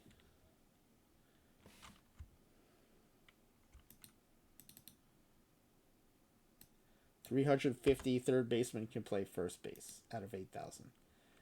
This is a weird combo. Third, first, and short.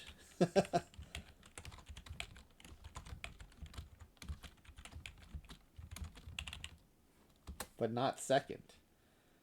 The 336 is third and first. Wait a second. The 350 is.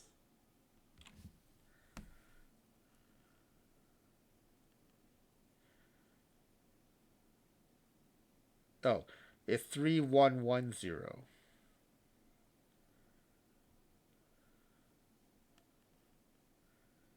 Wait, is that right?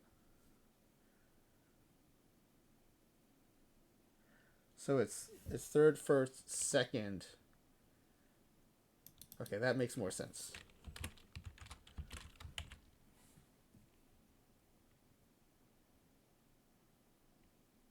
And this is third, first, and short only. And this is third, first.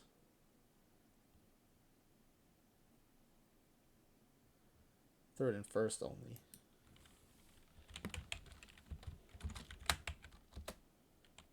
And then this is third, second, and short.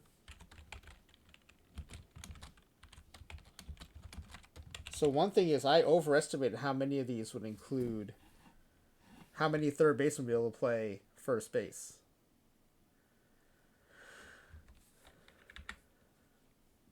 Let me freeze the top 2 rows.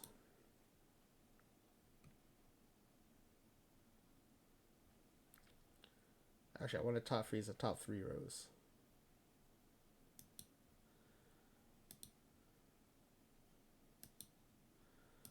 Okay. So then we're up to here, the 1132 is no first, yes to second, no short.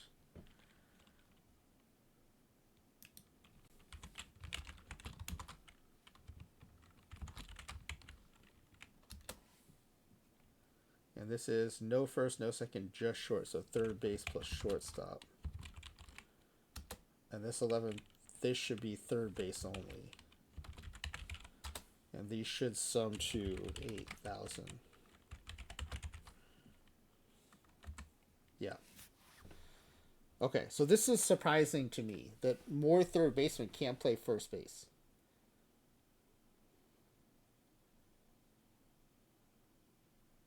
And almost half of the legend level third baseman can play second base and shortstop. Half of them can also play. Half of that can then play first base as well. All infield and third, second, and short are combined for almost half of the third baseman at legend level. And at first base, there's almost no multiple position ability. That's crazy. That is so different. That's wild. I did not expect that. That is a big learning for me. That's really cool.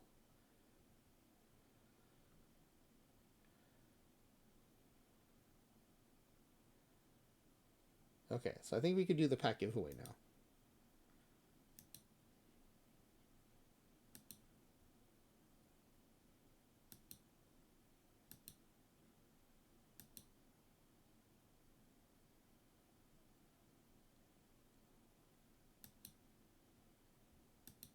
All right, let's do the form.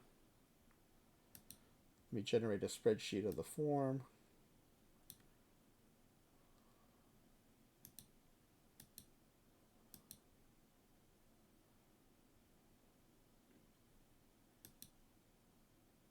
All right, good luck, everybody. Let's see what this looks like here. I'm hiding and kind of resizing some columns here real quick.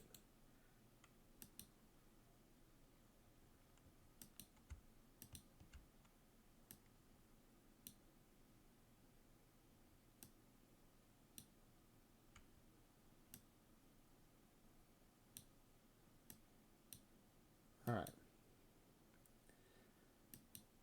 What level corner infield position will have the most players with a contact rating of 80 or higher?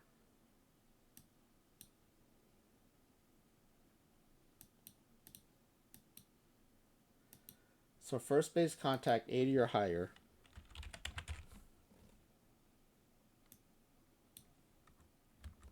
is 528.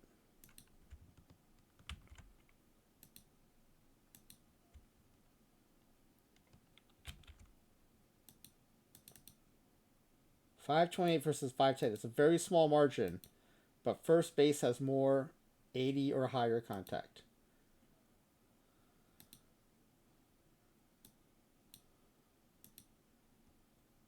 Star and Claydog are the only ones who guess that.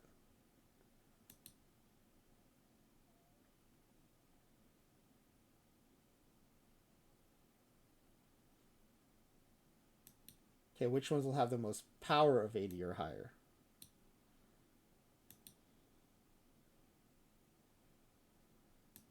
Third base power 80 or higher.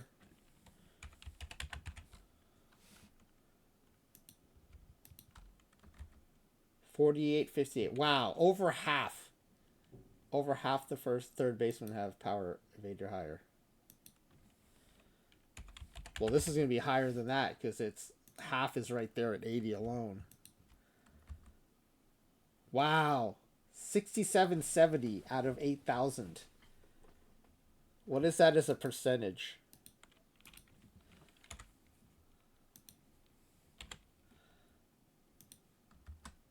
%85 have 80 power or higher at first base. That's crazy.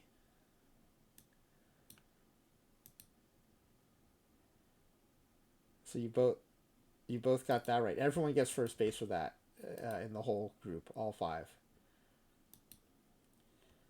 All right, defensive ratings of 70 or higher at their primary position.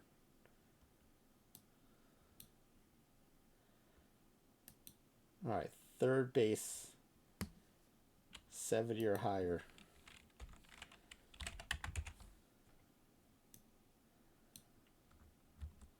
$43.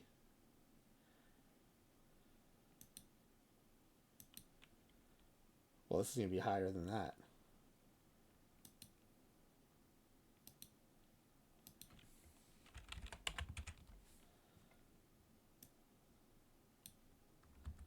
I think the simplicity of the position overtook the talent or fielding ability. 974 is way higher. Almost 20x. So neither of you got that right, though. So you both advance.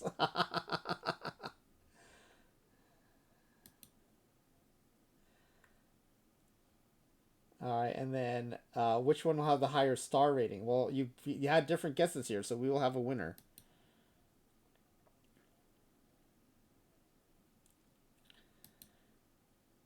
Third base star rating. Now, how is it worded?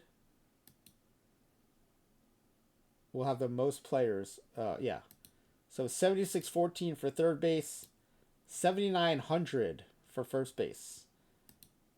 So definitely first base. So Clay Dog takes it.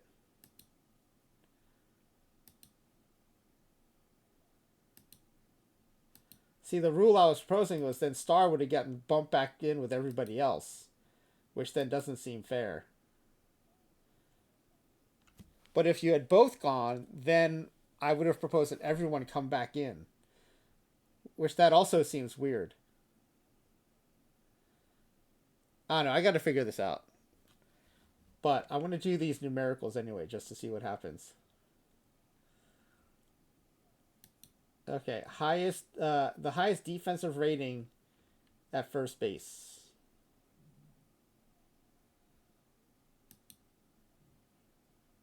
Oh, sorry, I was looking at this. This is this. The highest defensive rating at first base was a 95 defense at first base. So Clay Dog and Star would have been the highest there. A 95 defense at first. That's crazy. Highest defensive rating at third base.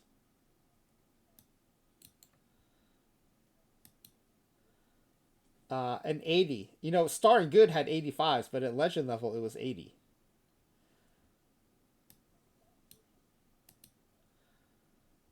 So Bizarro gets that one. The lowest defensive rating at legend level. Well, that's an interesting question.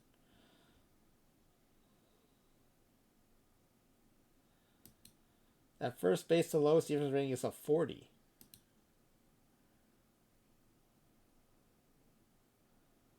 So Star gets that one.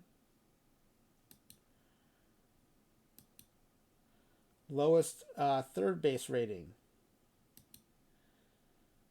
A 20. No, at legend is a 35. A 35. Clay Dog gets that one.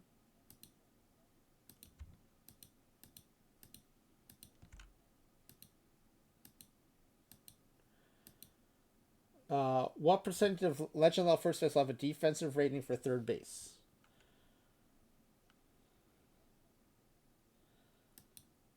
So that's 2. 2 out of 8,000. What percentage is that? It's a tiny percentage, whatever it is.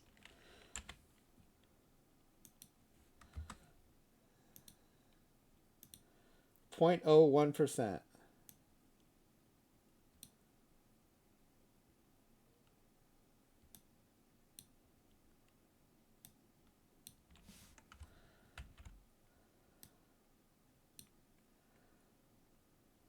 Oops.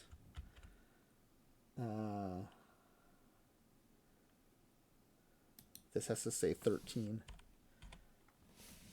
That's the problem.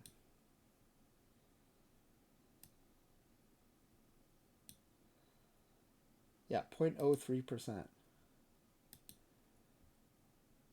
Wow, everyone overshot by a ton. Leopard is the closest at 12%.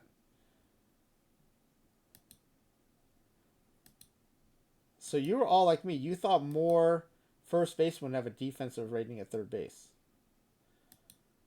How many third basemen at legend level have a defensive rating for first base?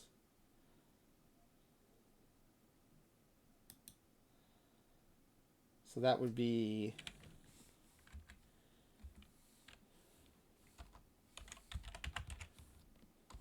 first base. All infield has first base. That has first base, that has first base, and that has first base. Divided by 8,000.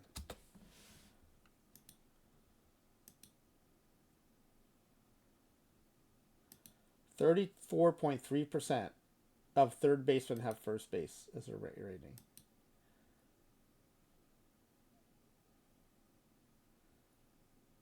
So everyone overshot it, but Leopard is again the closest. Leopard making up some big ground here. All right, what percentage of first base will have a defensive rating for shortstop? These 2% are going to be the closest. It's like 0.01%.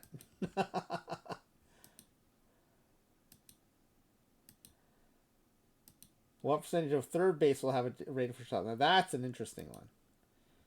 Third base and shortstop.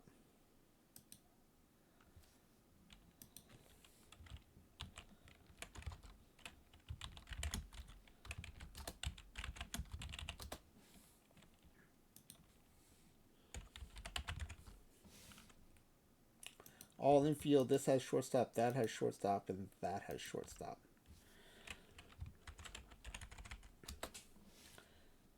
62.4% have some shortstop in addition to third base.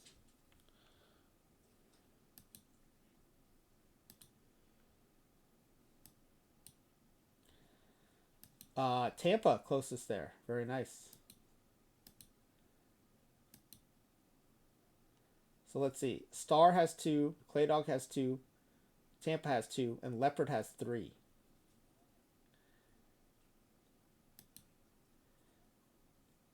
First base with stealing ability. Oh, we didn't do stealing yet. That's a fun one.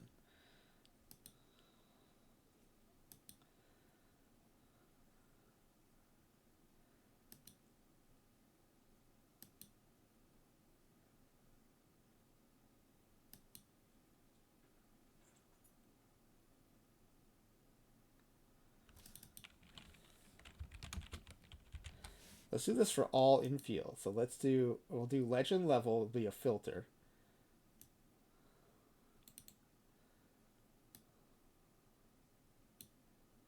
We'll make position the columns. And we'll make stealing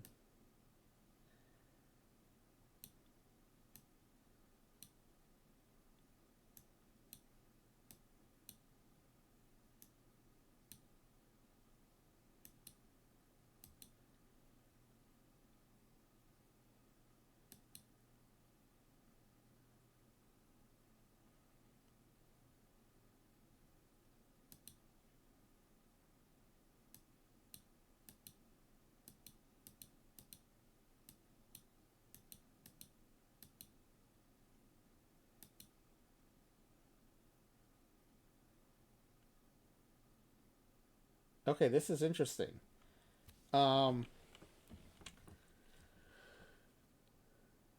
Shortstops have the highest mode, then second base, then third base, then first base.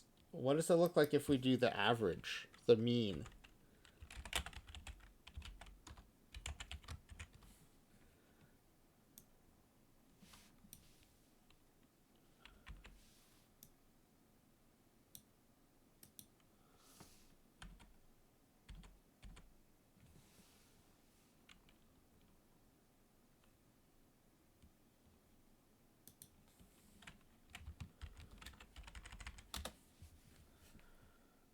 Right, this is the average stealing.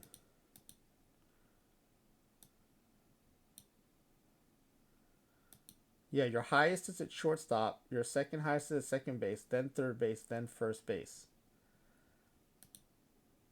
But the question is 80 or higher.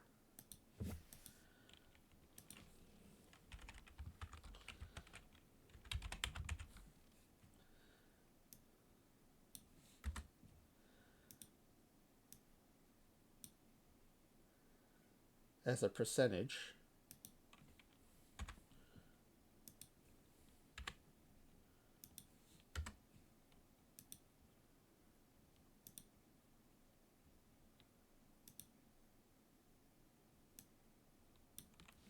Point 0.2 of first baseman have a stealing of 80 or higher. 0.2%. Clay Dog is the closest there. And then third base. Third base is 0.6%. So Tampa guesses low there. Yeah, so if we had gone that route, if we hadn't given away first and second already, it would have been a three-way tie for. So yeah, it's a bit of a mess. I need to figure this out a little better, but we have Clay Dog winning first place. Congratulations there. Star winning second place. This is interesting though. I mean, not that we do a ton of stealing. Most people run. Sorry, this is the final results. Clay Dog first, Star second. But that the stealing ratings, I mean, it makes sense from a real baseball perspective. I'm impressed that it's coded in that way into the game too. But your shortstops have the highest average and the highest mode for stealing rating. And over 2% of the legend level players have 80 plus stealing versus 0.2% for the first baseman. So we're definitely seeing differences there in stealing. We should do this back at the outfielders too to see if the center fielders have better stealing than the right or left fielders. Okay. Well, I mean, I find this stuff interesting. I hope you guys did too. I hope you weren't bored to death. If you did, the good news is there's only one more of these coming up. We're doing catchers Thursday afternoon. So I could bore an entire afternoon audience of OOTP players with this. But I'll also do a bit of a. Actually, we'll go back and do some of these more interesting things with the outfielders, and like we'll do the stealing ratings for the outfielders. Let's see what that looks like. But I have not seen Smiley Face Jane back in the chat to see if she is streaming tonight. So I'm gonna look for a raid destination.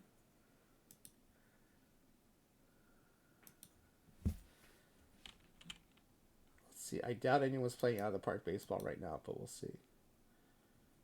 Yep, as usual, it's just us. Well, actually, we're in time to raid into Sarah Mahoney music.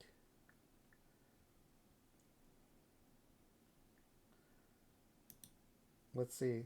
She's already been on for 2 hours, though. Let's see.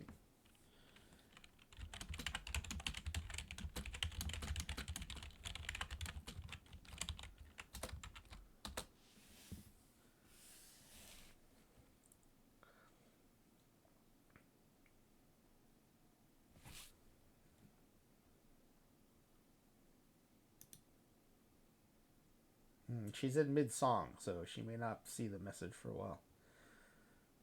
The other people we could raid are... We haven't raided MacGyver yet, who does art. We haven't raided her in a long time. Ophi we raid into all the time. Which isn't a bad thing, but... How about John Lee? Is John Lee live?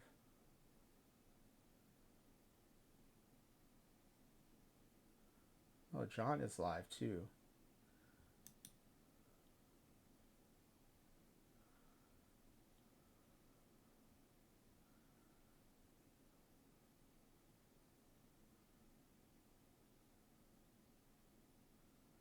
Yeah, this looks like Sarah started at 10 today. Usually if she starts at 11, it's a good bet to raid into her around midnight, but this might be a little late.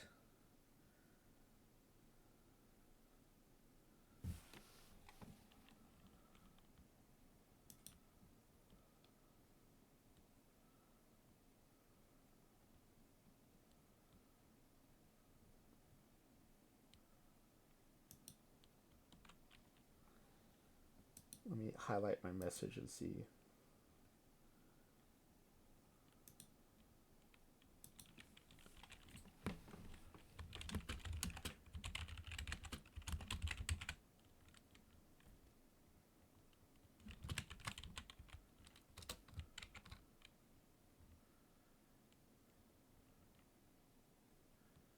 Oh, did Sarah make partner?